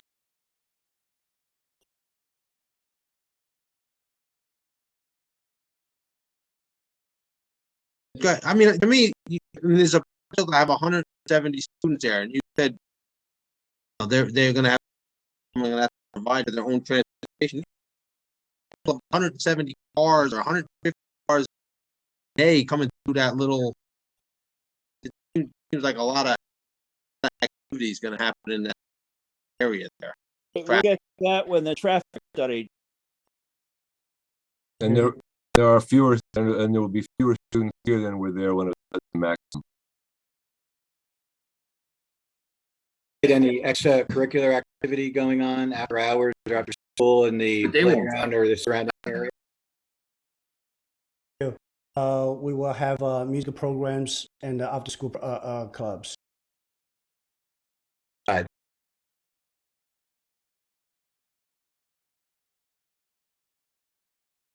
As of now, we are not anticipating any sports program in terms of outdoor sports program. Question for you: How does this work with water and sewer? I mean, if this is going to be a nonprofit, I don't know how that works. They still have to pay their water and sewer bills. Bobby, that takes up capacity. We got a redevelopment area. We want to put redevelopment things in. That's taking capacity. Agree with you. Signage, you're not changing the signage? Correct. There are, I don't have the photo. There are 2 signs on we've shown. Signs plus the front of the building. On the corner there of one's on a corner here, and then the other one's here, and we're using the same sign that were there. It's going to be Hudson Maximum School. That's how we're going to leave it at. No. So you are going to upgrade the sign, right? Yes, we're going to change the faces and change the names. Okay. And you didn't provide any details on that, did you? So we did not. Yeah, the board should be able to see, what the sign look like. Just no surprises. Just overall, it does look like you have an old dated building, and it's almost in a point of being somewhat dilapidated the way it's time it has a lot of wear and tear to it, and it seems like you're just moving into an old building and doing the bare minimum just to get the building accessible, not necessarily addressing the fact that it's an old building. Let me jump in there, Ken, for 1 second, because I think we're going down. I don't want the board to get the wrong impression here. It's the applicant's position here and desire to be part of this redevelopment area that's going on, to participate in this redevelopment area and redevelopment zone in a positive way, that we're part of it also. And so the intent here is to upgrade this entire facility to make it look as good as the rest of the redevelopment area. That this should be a sort of public-private partnership to, make that redevelopment area and zone as good as it can possibly be. And that's what Elite Prep wants to do. Elite Prep is not here to, get in as quickly as possible into a dilapidated building and just start operating. That's not what this is about. That's not what their reputation is. That's not what they desire. If that didn't come across, I want to just say that to the board, that in terms of the landscaping, the lighting, the signage, the repair of the outside infrastructure, all of that is part of what we want to do, be in keeping with the redevelopment zone.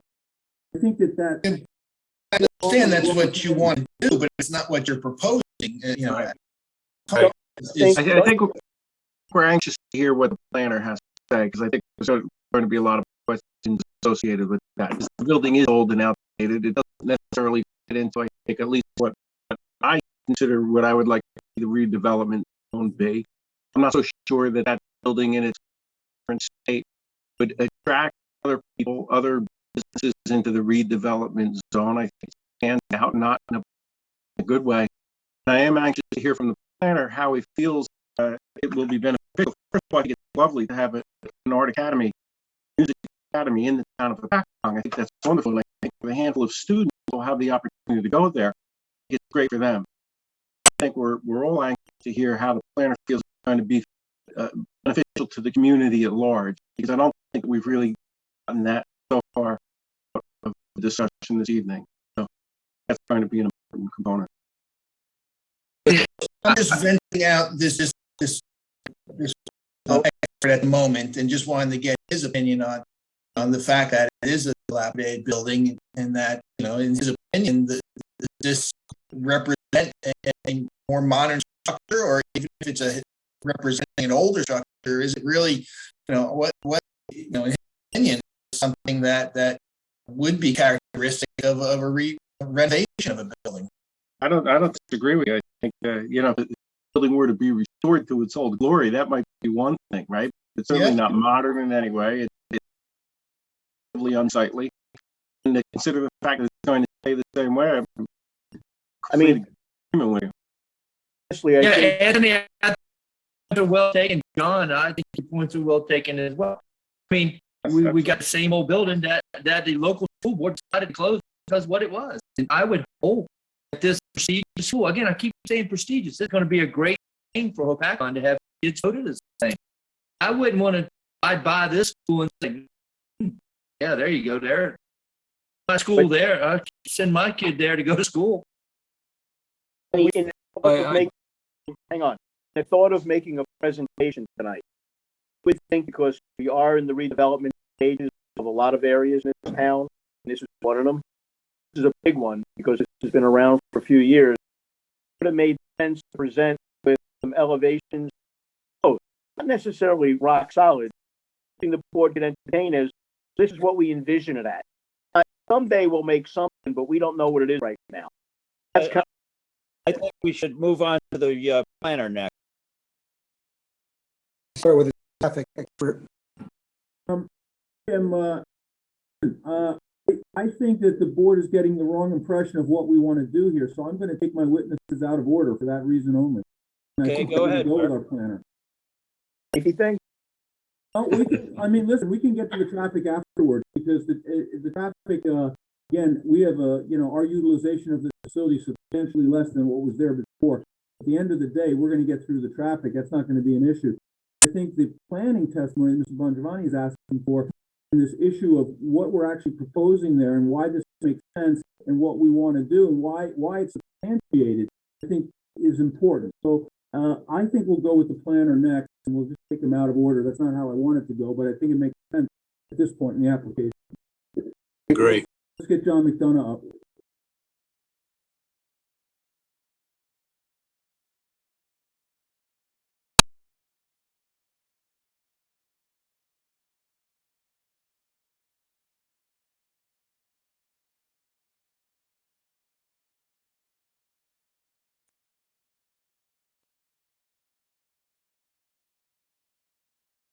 The other machine there. Here he is. Mr. McDonough, you're up.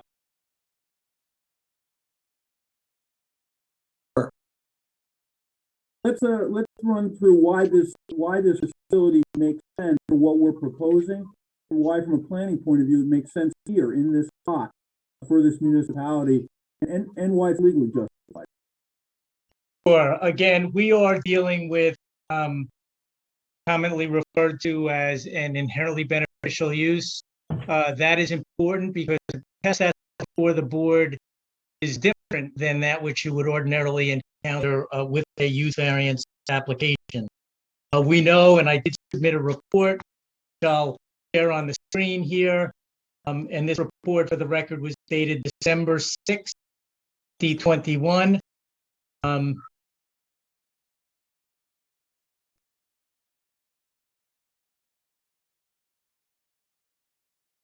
Couple of photos in that report. I'm going to be referring to page 5 in the report, figure number 1, figure number 2, which shows the subject building that you've now heard about, and also the parking lot that's on the other side of the street as well. Site is in 2 zones. We're in the R1 single family zone, and the smaller lot number 1, 30706, is in the River Stick Corridor Overlay District. We know it's a designated redevelopment area and an overlay for that B1 business zone.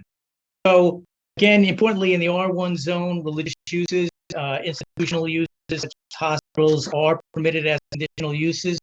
This is a conditional use, but it is not expressly a type of conditional use that is permitted here in the zone. We're dealing with an inherently beneficial use as an academic and educational land use. And in that regard, the positive criteria are presumptively automatically satisfied. Or whenever we're looking at an inherently beneficial use, we apply what's categorized as an analytic shortcut for land use law, and that's the SECA test. It was a test that dealt with head trauma patients in a residential zone. Again, an inherently beneficial use, applying the 4 prongs of the statutory test. On the positive side, prong number 1, the public interest at stake, as you've heard here, academic and educational instruction for children of grades K through 12. Again, not only emphasizing your liberal arts, but music and the arts as well. And that goes towards the public interest that's being at stake here as a private school. The second part of the test is really what the board has been vetting, and that's looking at the potentially detrimental impact, traffic generation, intensity of use, and the overall carrying capacity of the site. Importantly here, this use can be effectuated by using that which is already there, the existing building, the existing parking, a longstanding elementary school in your community that has been here for quite some time and has been dormant now for 2 or 3 years. You heard through Mr. Fox's testimony how this is going to be an effective hit up that which is presently there, not substantially altering what has been a familiar part of the local landscaping, and again, working with that which is already there. The multiple vantage points that we've given you in the report, again, to show how this building has been a long-standing part of your local landscape and not changing. It's good planning, to work with the land, to work with that which is already there. It's a site that is custom made, custom ready, to accommodate this land use that is before you now. The third part of the test is at those positives that we looked at in prong number 1, potentially negative impact that we looked at on prong number 2, now gives the board the opportunity to impose reasonable conditions that would mitigate or ameliorate some of those negative impacts. That's really the essence of the SECA test is to accept positives of the application, look at those potential negatives, work towards mitigating any of those potentially adverse impacts. I think based on all of the testimony on the record, the reports that the applicant's witnesses have given you, you've got good, solid operational and technical evidence here to support that those mitigative measures are already put into the plan in terms of the hours of operation being generally consistent with what a normal school operation would be, the overall flow, function, and operation of the site, getting children there, getting children from, of course, living off-site but not on campus. And again, looking at such as sound, looking at light, and potential negative impact on the neighborhood as well, akin to that which has historically been on this site. The last part of the test is simply applying the balancing, taking those positives, looking at the potentially negative impact, the mitigated impacts, balancing the two. And here in the public interest of an academic instruction, efficient land use, the core positive purposes of the land use law are being advanced here with minimal, if any, substantially adverse impacts. And I think you've got good, solid evidence on the record here that full relief can be granted without substantial detriment to the public good, without any substantial impairment to the zone plan and ordinance. Any other relief from a bulk standpoint is related to existing conditions not being changed, not being altered, not being exacerbated. Again, taking the site as is, it up with going from a school to a school is a good thing from a planning standpoint. And in that regard, I believe that the statutory test has been met here. Would it be possible to consider an adverse impact being that is in the redevelopment zone? It is not a very attractive building. It is old and outdated. It may have a negative effect on our ability to be able to redevelop the areas close to it. Is that considered a negative impact? It certainly could be a potentially adverse impact, but again, we always come back to the intent and purpose of the zone plan. The intent of that River 6 redevelopment plan, the corridor overlay zone, is to evoke ability in the area. And certainly the dormant condition of this property right now is not contributing anything in terms of the positives, of making a positive contribution to the quality or well-being of the area. And redevelopment by its very nature looks to reverse stagnation. Revitalization, that which is already there, certainly goes towards that planning purpose of the redevelopment plan. Very efficient matter, I would add. Yes, I beg the question. If you were to ride by that building today, look at it and go over River 6 Bridge and look at the redevelopment that's gone down there, and you ride by that building after you guys have done whatever you've done in the interior, do you say that was redeveloped in any way?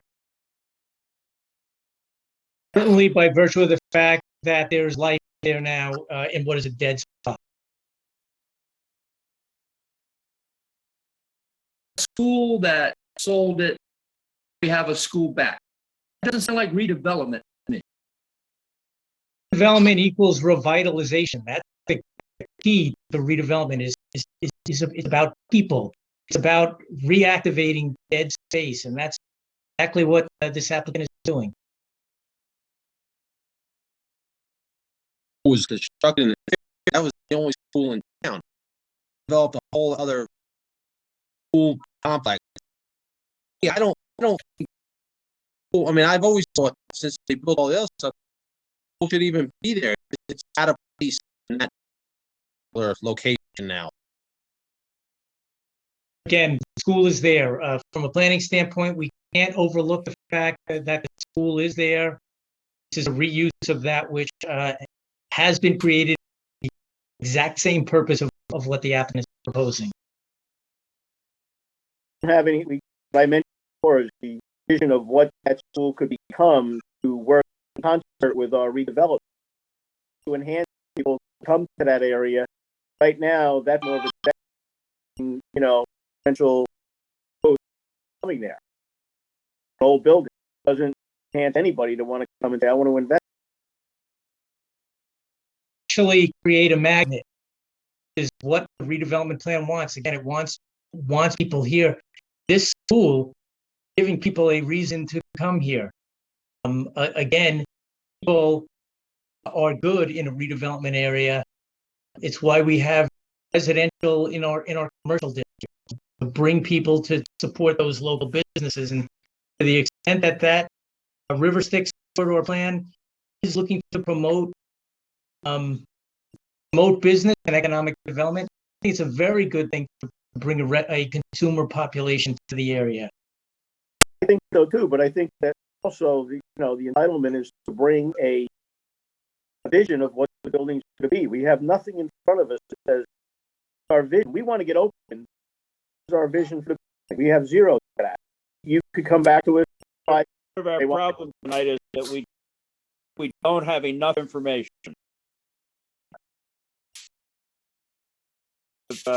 Well, we'll do this, we'll do that, we'll bring this up to code, we'll bring that up to code. We don't really have enough information. We agree. I have another question on page 3. You talked about some standards regarding private profit use, and Mr. Kwan testified it's a nonprofit. Does that change anything in your planning report where you were discussing some of those legal cases?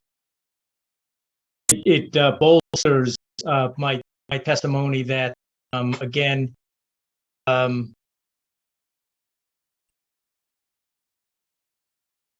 looking there, and I think the 4th paragraph from the bottom about for-profit uses that have been held to be inherently beneficial. Here, I'm saying that this is a not-for-profit. It's a not, but how is it inherently beneficial to the borough? I mean, are they going to be receiving any property tax revenue, or I mean, what is the work? What about? Yeah, that's beneficial to the borough. So, let me, it's Vern Heffley. Let me jump in here. John, I think what we need to explain to the board is inherently beneficial uses are actually defined by case law.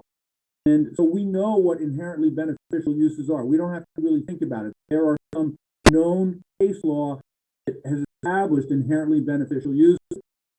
Those are one of them. It's not a question of is it inherently beneficial use. It is. There are other uses there where it may be questionable. I'll leave it to your own attorney. Pool is an inherently beneficial use. I don't think there's any question about that. I think the problem is with Mr. Fox's testimony so far. I understand, Mr. Gilbert. I get the message, and I think it's a little bit about the aesthetics of the building, what it's going to look like.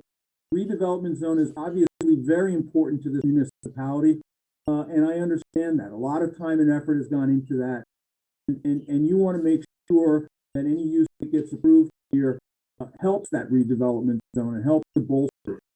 I think Mr. McDonough is absolutely correct. Just bringing people in and opening that up is going to be a major plus. I understand that it's supposed to be, also aesthetically valuable to the municipality because that'll make the whole area look better. Right. And I also would grant you that we were light on the aesthetics and the architecture on the outside. We were light on some of that testimony in terms of the replacement of things, what kind of a landscaping plan we might propose, okay? As well as, the aesthetics on the outside. So in terms of that additional information, I think what we would request is that we come back and show you a little bit more of why I believe that you may be getting the wrong message. I think this is going to, as I said in my opening, help this redevelopment zone dramatically. I don't think the board has that feeling right now. So I think we have to come back and convince you of that a little bit. Do you want to put up Hughes first, or would you rather just now? No, I think that testimony is important, and he's with us tonight. So I'd like to just get that out there, and because there may be some board commentary with regard to that also, and there's some issues in terms of that I think we should vet. So he's here. Let's just go through the draft. Hopefully, let me take a step back with you a little bit. You alluded to case law with inherently beneficial. Actually, case, but just as important is the fact that it's defined in the municipal land use law and 355D4 under the definitions section. There's a listing of inherently beneficial uses, including schools. Say for profit, doesn't say not for profit. Hospitals doesn't say profit or not for profit. The board did not evaluate an application in terms of whether it is listed or designated as for profit or not for profit. If we did that, we wouldn't have churches. We wouldn't have a lot of things that have and to appreciate and should have. So that cannot be a consideration for the board, frankly. For that. Board, the testimony is that this site is particularly suited for the use, and that we just need, because that the testimony, or at least the report, indicates that there's no physical changes required. Well, you have a dilapidated building, and so you start to look at, is this use, although you've referenced it as historical use, has it outlived its historical use? It has, does the building meet appropriate and for that use, and by you mixing up your expert, it does, now his testimony is that the site has adequate accommodations for student pickup and drop off, parking supply, but we didn't hear that testimony. So I board to determine if this site is particularly suited for the use, we need more testimony. That witness is coming next, Mr. Rush. So I'm okay. Understood. I'm just saying that based on that's a problem with moving the expert. No, I understand, but I sense that the board wanted to hear the planning testimony. Understood. Understand. But look, we have all of our experts here tonight. We can mix and match them, and so let's go through some of the traffic. Again, with regard to the building, I appreciate the comment that you think it's a dilapidated building, and it does need some help. So I think what I had said to Mr. Gilbert before, you're absolutely correct. We need to give you some more information on that. Just because the building is 50, 60 years old, there are plenty of buildings that are 200 and 300 years old that get renovated and look. So I think the key is they get renovated. And but that's one more thing about, and I don't think we gave you enough on the renovation. I'm agreeing with you guys that we didn't give you enough on the renovation. We will give you some more on that. I think that the point here is that what we're telling you is we'll give you some more on that, because we don't want to be misinterpreted here that we want to run a dilapidated building. We want to run a fixed up, brand new, stunning looking building. That's what we want to run. That's what we're going to provide this board. You have to see it on the plans, and you have to see some more information. Understand that. We're going to work on that. One more comment. More building. We're starting a school from scratch. So you're going to start introducing these students, and it's a whole new game. Proposing that it's going to be done in series and cycle. You interject students into that building. Now you got to do all the logistics. Having an operating facility, you don't have to. It costs you so much more money, time, just doing it all in one shot. I don't know if you're looking at it from the right standpoint. You need to do everything with the code. You're right. You want a new building. When you do it in piecemeal, it's never going to be that way. Then you spend 2.5 times the amount of money, the logistics of a school being in operation. You're trying to do this during the summer. You got blazing materials. Doesn't work.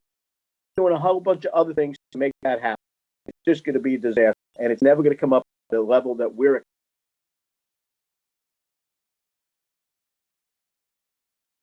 I appreciate the comment. I understand it. I don't necessarily disagree with you. It's your advantage. To be more explicit, when you come back with the additional information, are you able to provide some timeline in terms of how long the goal would take for the rendering? Thanks. On today's market with logistics, as far as getting materials with the timeline, that's in there. I mean, we're gonna have to deal with what we have today, so we will bring you what our best guess is on the timeline.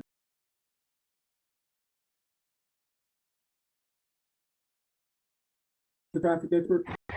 Go ahead.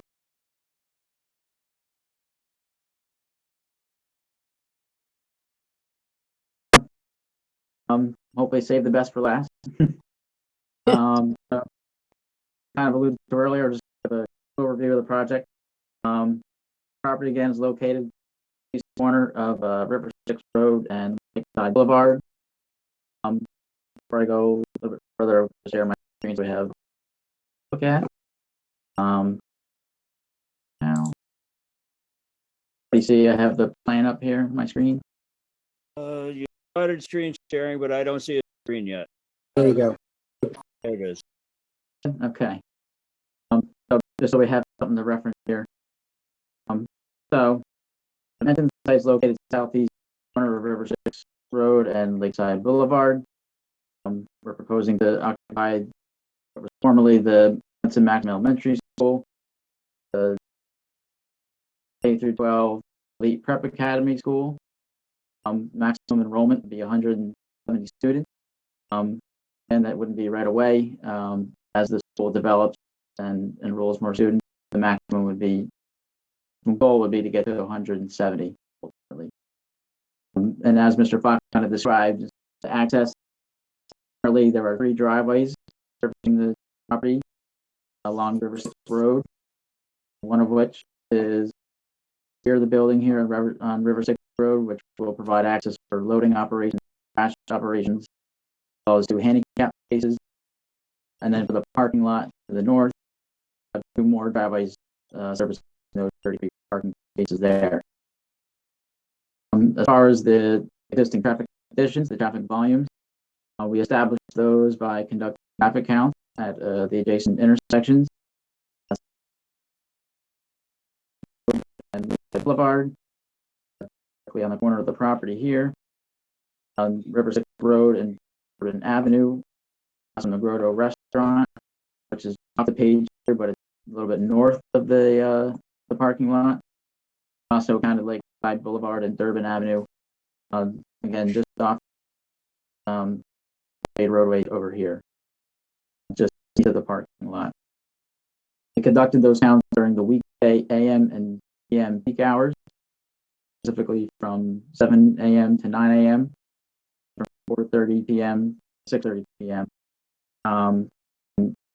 Established what was the highest single hour traffic volumes during both of those count intervals, which establishes the peak hour, which is what we use as the basis of our capacity analysis. And I'll also note that kind of these intersections in November 2021, so there may have still been some influence of the regulations and such, even though things were winding down. In order to account for any situations with those volumes, compared the counts to historical data available to us along River Road, adjusted the count accordingly for any situations with COVID-19.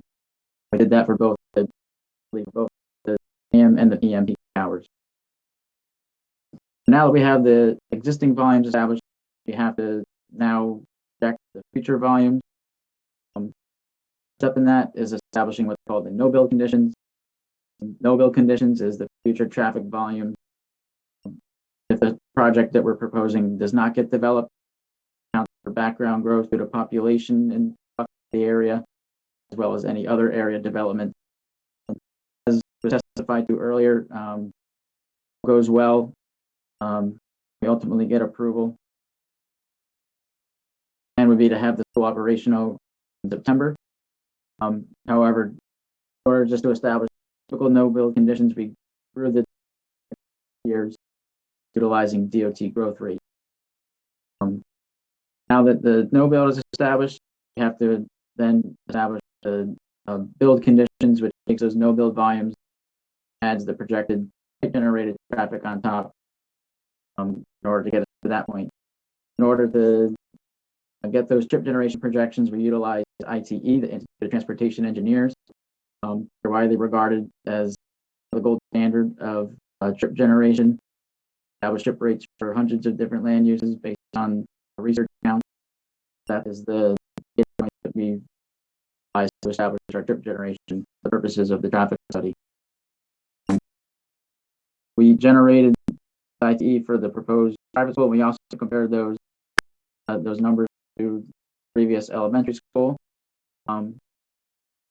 That comparison, essentially a wash between the AM and PM. We project 41 fewer trips. The morning peak period, 41 additional trips in the PM peak period. So between the two of them, overall, there's no increase, and it would operate effectively the same as it did, or better than the Maxim Elementary School is occupied. We have the gen established. In order to analyze the actual operations of the intersection, utilize what's called a level of service. Other engineers, it's essentially a grading scale A through F.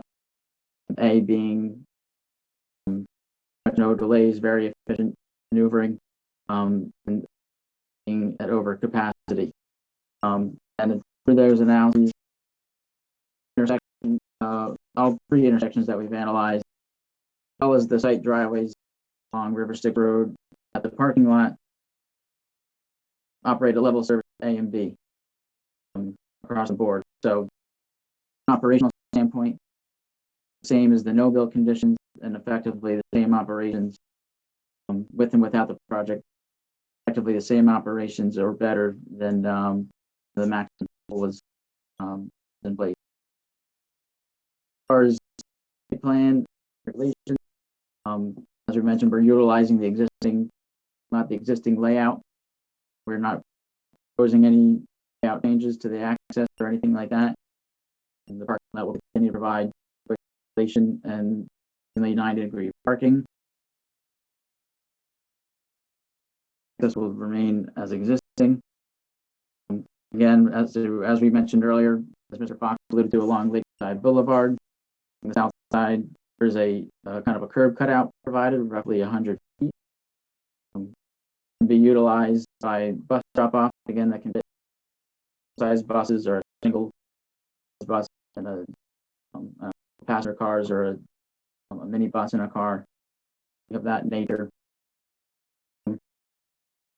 That would be the main purpose of that cutout, is to allow for access for buses, something like that.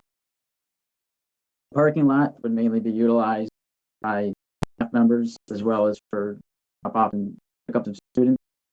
Not shown here in the survey, but there's a crosswalk provided directly from the parking lot over to the entry to the school.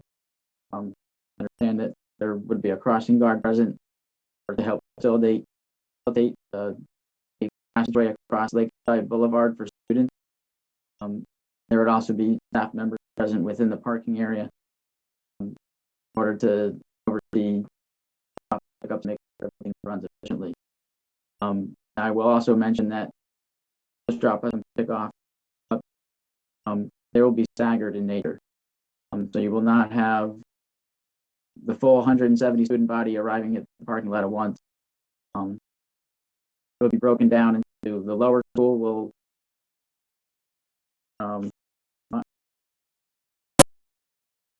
earlier. The lower school at 8 a.m. and 45 minutes later, the upper school will start at 8 a.m. 45-minute interval in between lower and the higher school. And same thing in the afternoon, the 45-minute interval between the, which would allow for more efficiency in those operations work properly. Conclusion, and with regards to the parking, we are requesting a slight variance. 38 is required versus 35 proposed. Staggering of arrivals and dismissals with the buses being provided. The fact that a lower student body than what was operating with under the Hudson Maxim School.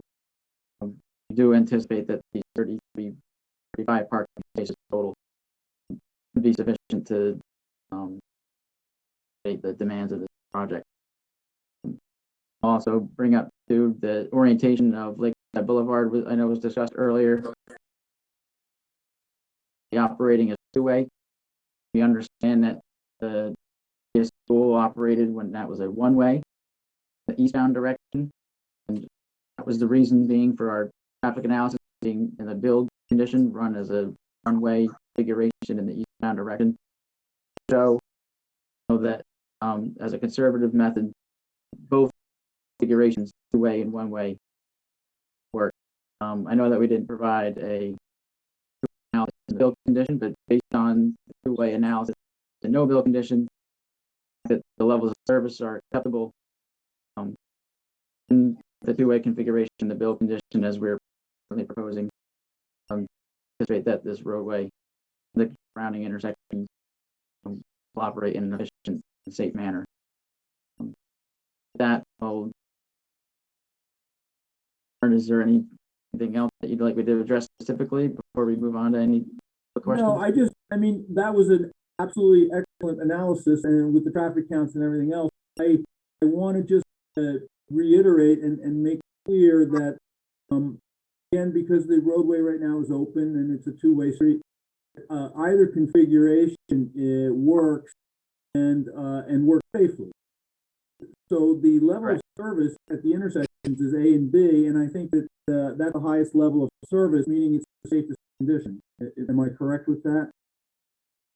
Correct. Level of service A and B represent efficient operating conditions that we can analyze.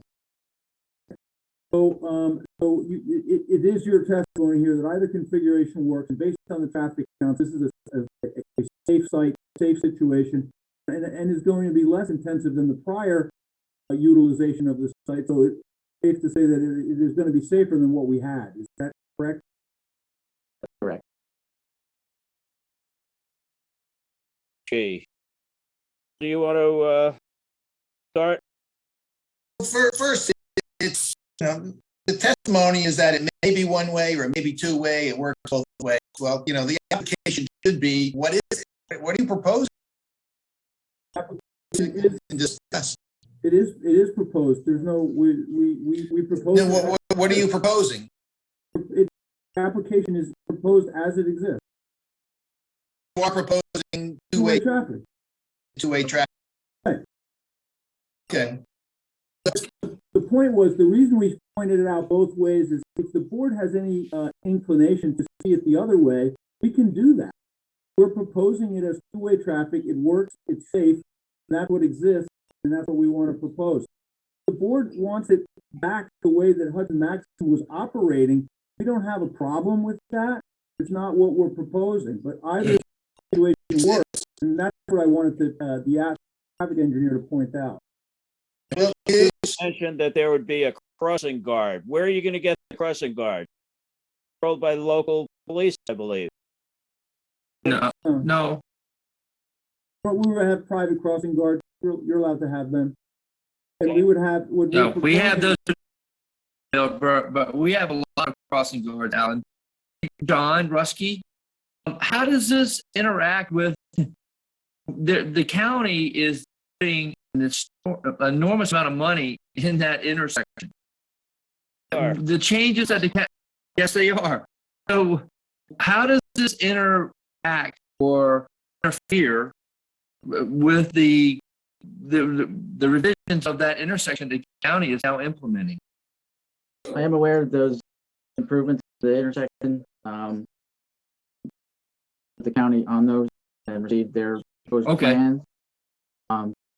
Understanding is that the main purpose is to upgrade, ADA facilities, bring those all up to standard. Configuration of the intersection will remain the same lane. They're not adding additional lanes or anything, my understanding. So operationally, it'll be the same as it is.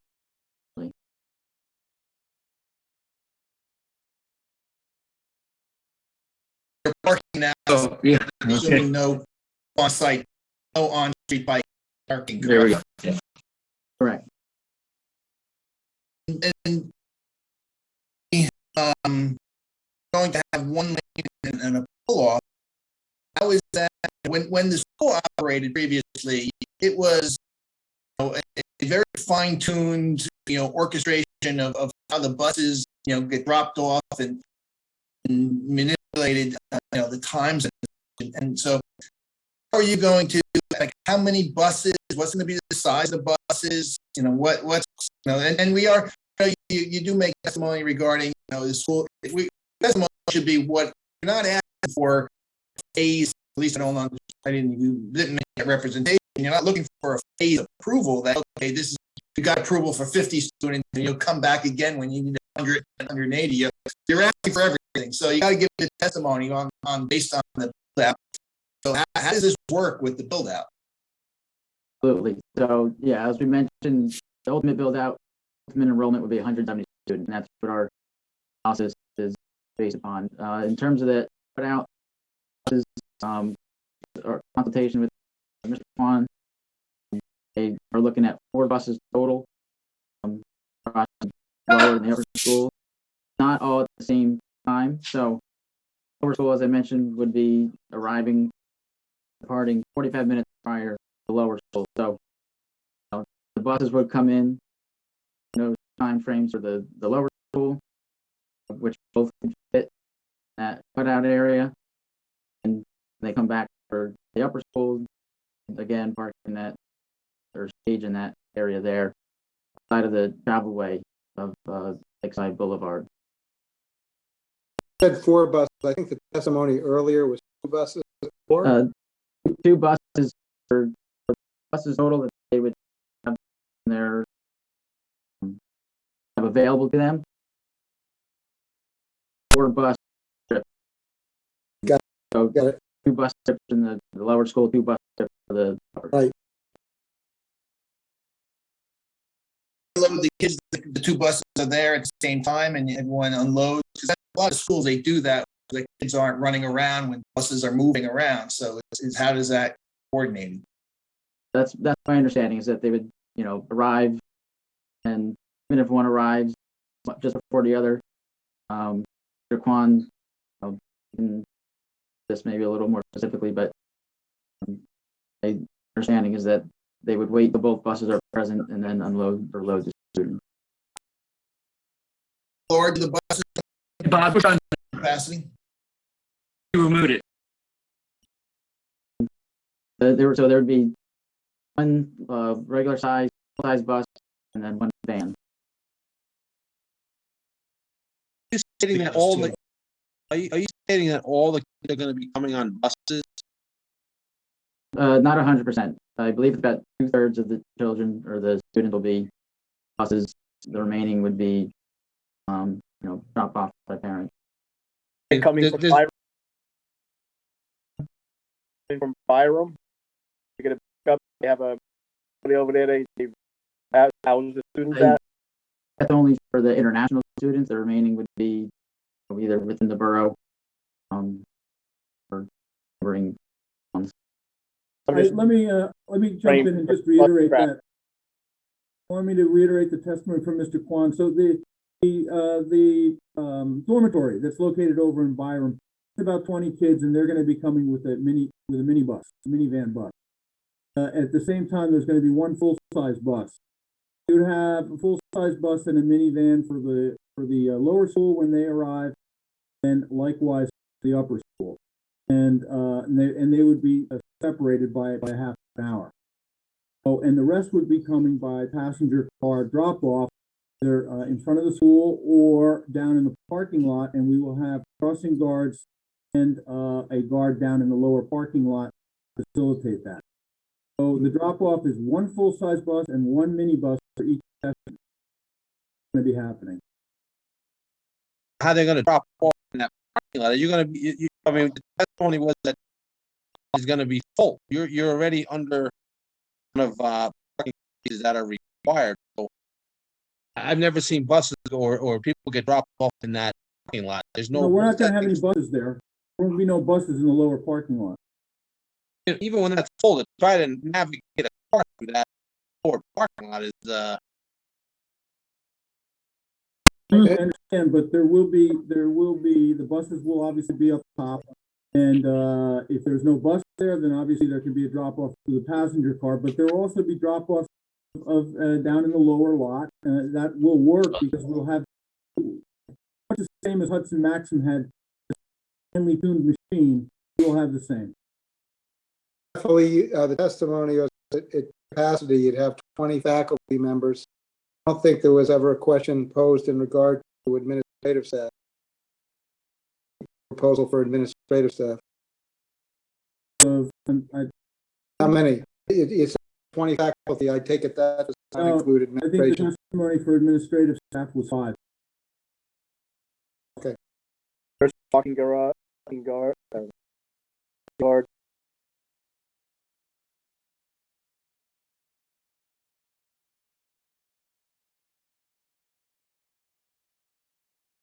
Student off? Lower parking lot? They have the ability to drop off in the upper lot if there are no buses there. If there are buses there, they would drop off in the lower lot, and the crossing guard and the 2 guards, the one in the lower lot and the upper, just chaperone the children through. Anticipate any traffic of the parents dropping off, backing up onto any of the roads? Because on middle school. The lower lot, it has the circulation pattern to it.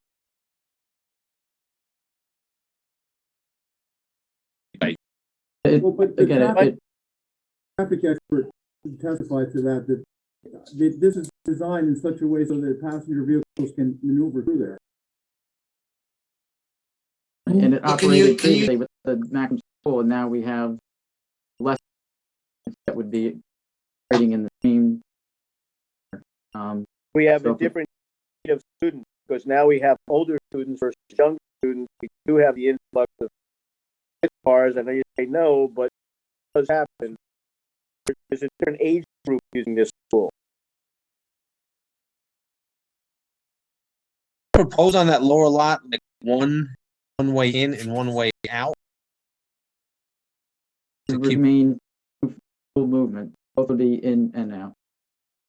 Be a little confusing when they're dropping off kids. There's no room for 2 cars to pass each other in that parking lot.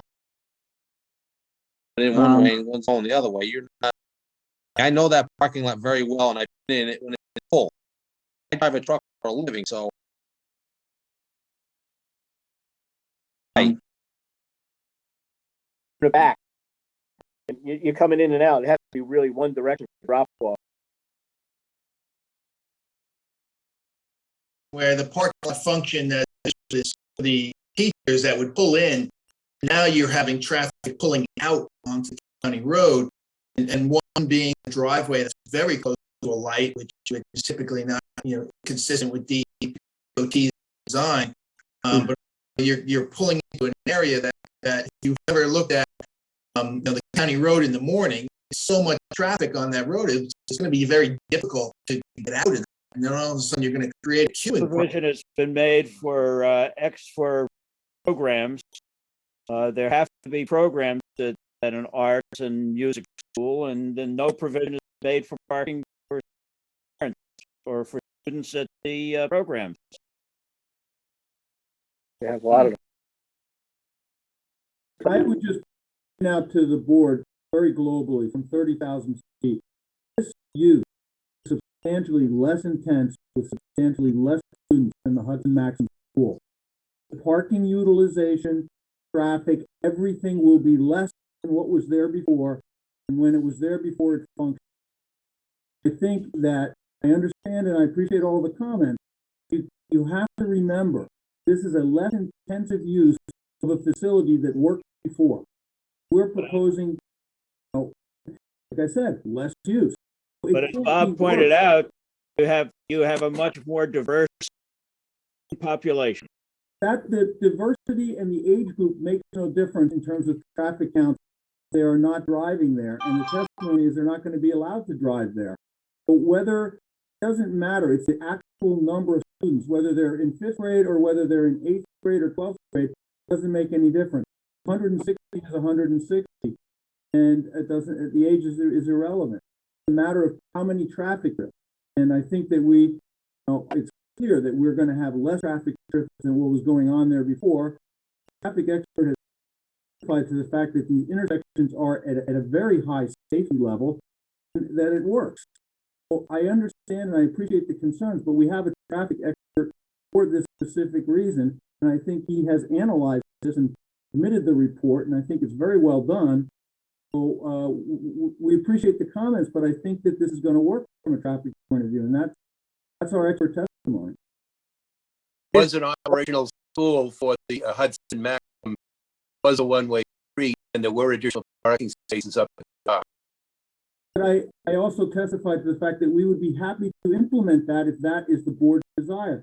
If the board wants those parking spaces up there, that's fine. I'm happy to take that as a condition. I'll go to the mayor and council, and we'll propose it to them. If the board would like to see that, we will go and try to get that back the exact same way it was. I don't have a problem if that's what you want. I think that at this point, I could open it to see if anybody from the public would like to comment. And I just one comment, please. Go ahead, Bob. What is the seating capacity of the recital room on the first floor, formerly the gym?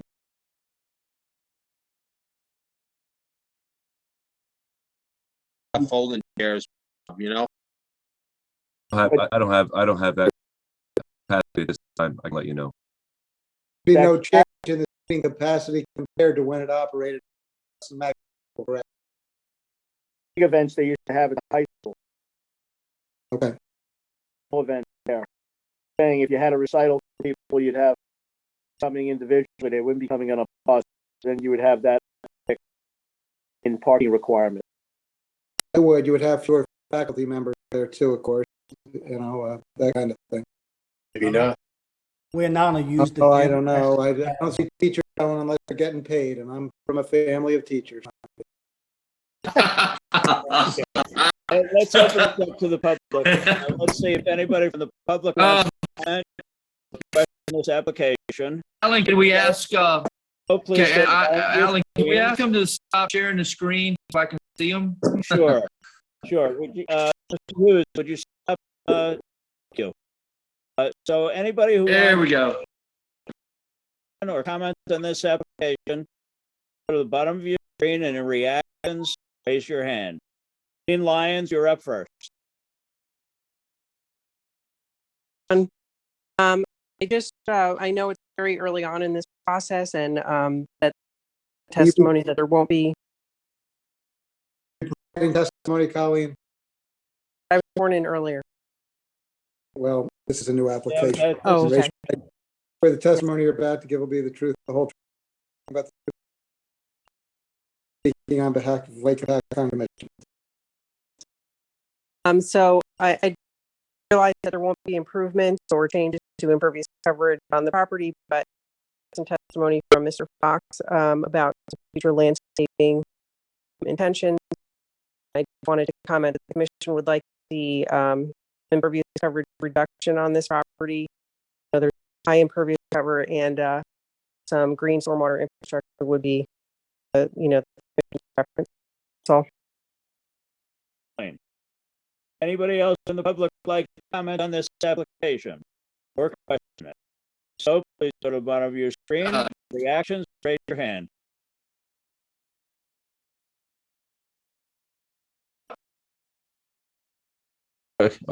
Okay. I have to get rid of the hand. I'll take care of it. Yeah, and I remember the school when it was in the heyday, and the one-way parking was much better. I think it stops people from trying to think they can make that light. The school buses were parked in nose to the school. Cars were parked in nose on the other side, like the drawing has on it. And the parents dropping wooden saw. I have a feeling that they all come off of, because when it was a one-way, they come off of Riverside. And it's just, that's why I was city there. And drop them off. Never gonna go down to that lower lot. I'm gonna park and go in there and drop the student off. That's what you guys have to consider. My one question to the five I had Are there any plans about the 10,000 gallon oil tank on the property? Exactly is it located? It's going to be tested and used again, or?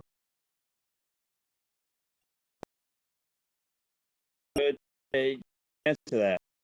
I have to defer to the to applicant on that. Mr. Juan, I believe the oil tank is in place and is probably going to be utilized. Is that correct? And it's updated, and it's still, we have a monthly service for the oil tank. And recently we just replaced the alarm system, I think, so everything's status updated. So the oil tank has apparently a leak detection system.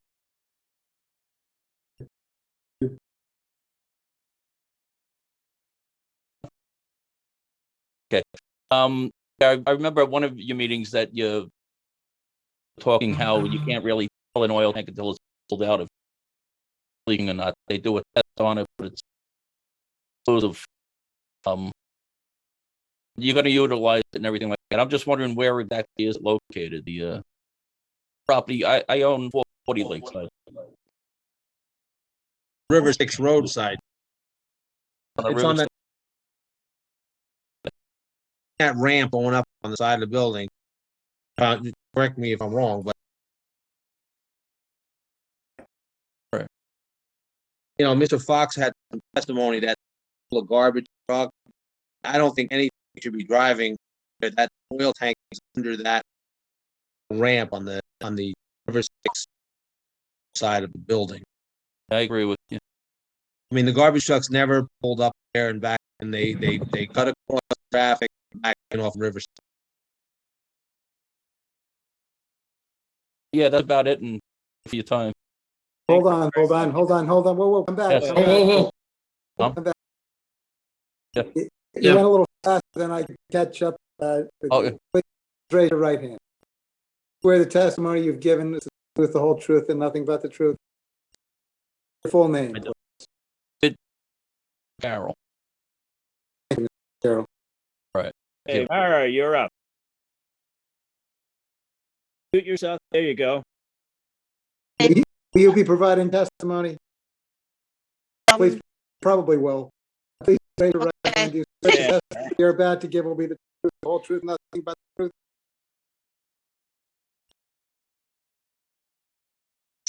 Leaving children off in the lower parking lot is very tight there. There's a lot of stairs to climb.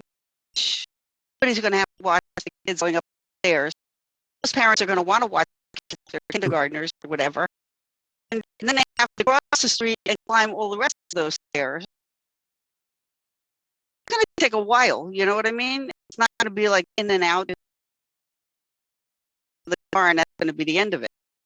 The other thing is, I was wondering if Mr. Kwan could translate superiore today.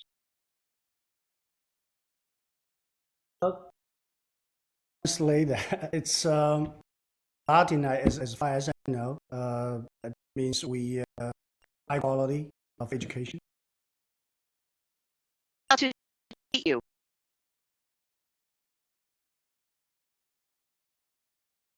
On Google, it comes out to defeat you. As we inherited this from 2004, the previous administration, and be curious to look it up as well. Others makes. So, side note, because a little aggressive to defeat you. If the K isn't on it, overcome. But if you put the K on it with the U, comes flat. Find it, just a little aggressive for a school. Thank you. Anybody else from the public? Anybody else from the public like to comment or question this application? If so, please go to the bottom of your screen and reactions, raise your hand. Seeing none, I'll bring it back to the board. It's the pleasure of the board at this point. Would we like to continue this application? Absolutely. Okay, Nicole, when can we? Hey, finish documents and bring corrections to us. Some time to think this through. Yeah. As I'm in state. Stand right now, it's regular scheduled meetings, would bring them to May 17th. As far as our January meeting went, we only have one scheduled for June. I think it's 20, give me a second to pull up my calendar, sorry. Meeting in June would be, unless we add a meeting. It would be So- June 21st. 21st. May, for the upgrading the building, the exterior, we have talked a lot, actually. And I think it's just a matter of really put on the drawing, to put something visual you can see. So I would really like to, if the board's okay with that, to try to put us on the schedule for May 17th. 17th? Okay, does that give your professionals enough time to bring us what we need? Oh, can you put them on for May 17th? Without notice? Without notice, we'll need a motion. Hear this application to May 17th without notice. That motion. Made the motion. Is there a second? Second.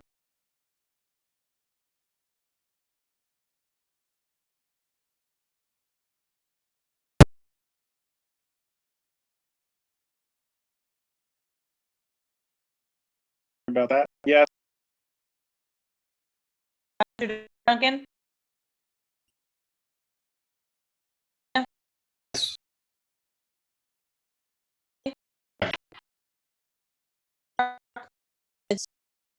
Ray?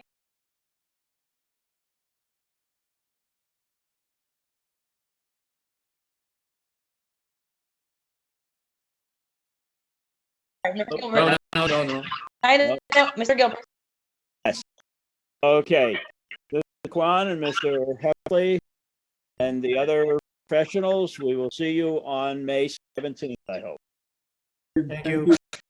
Okay? Thank you. Thank you very much for coming tonight. Thank you for your testimony. Now go to the zoning officer report. Bill, do you have anything for us tonight? Nothing. Okay, thank you. Discussion. Is there anything for discussion? We have no resolutions. Correspondence. Should we pay the bills? Bill. Oh, For the record, Mr. Chairman, I'm back on. Okay. Refunds or for information. We're going to pay the bills now. I'm back on too.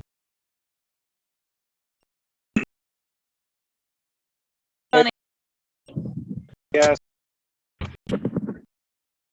Rena? Rich, did you lose lights? Internet. Told where you are.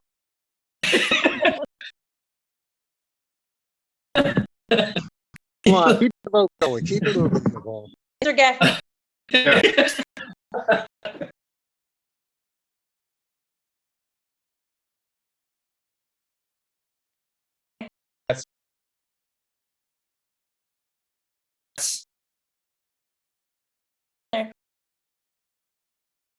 Francis?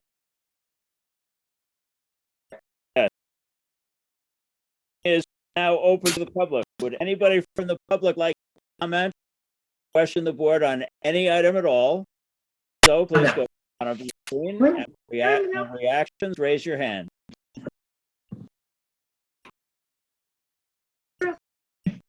Okay, I think Dave. Oh, here we go. You're up. Fess, I was the one guy that went to the town hall to look at the plans. Okay. I'm looking for me. Hope you have a nice day and thanks. Thank you. Okay, anybody else in the public want to comment or question on this application, on anything? Oh, no, not application. Anything? Seeing none, I'll bring it back to the board. Old business. I have an item of new business. You may have seen in the Star Ledger over the weekend on Sunday. Law has not caught up with the internet, and according to that article, there's no requirement for any public entities to be recording their meetings. However, Mr.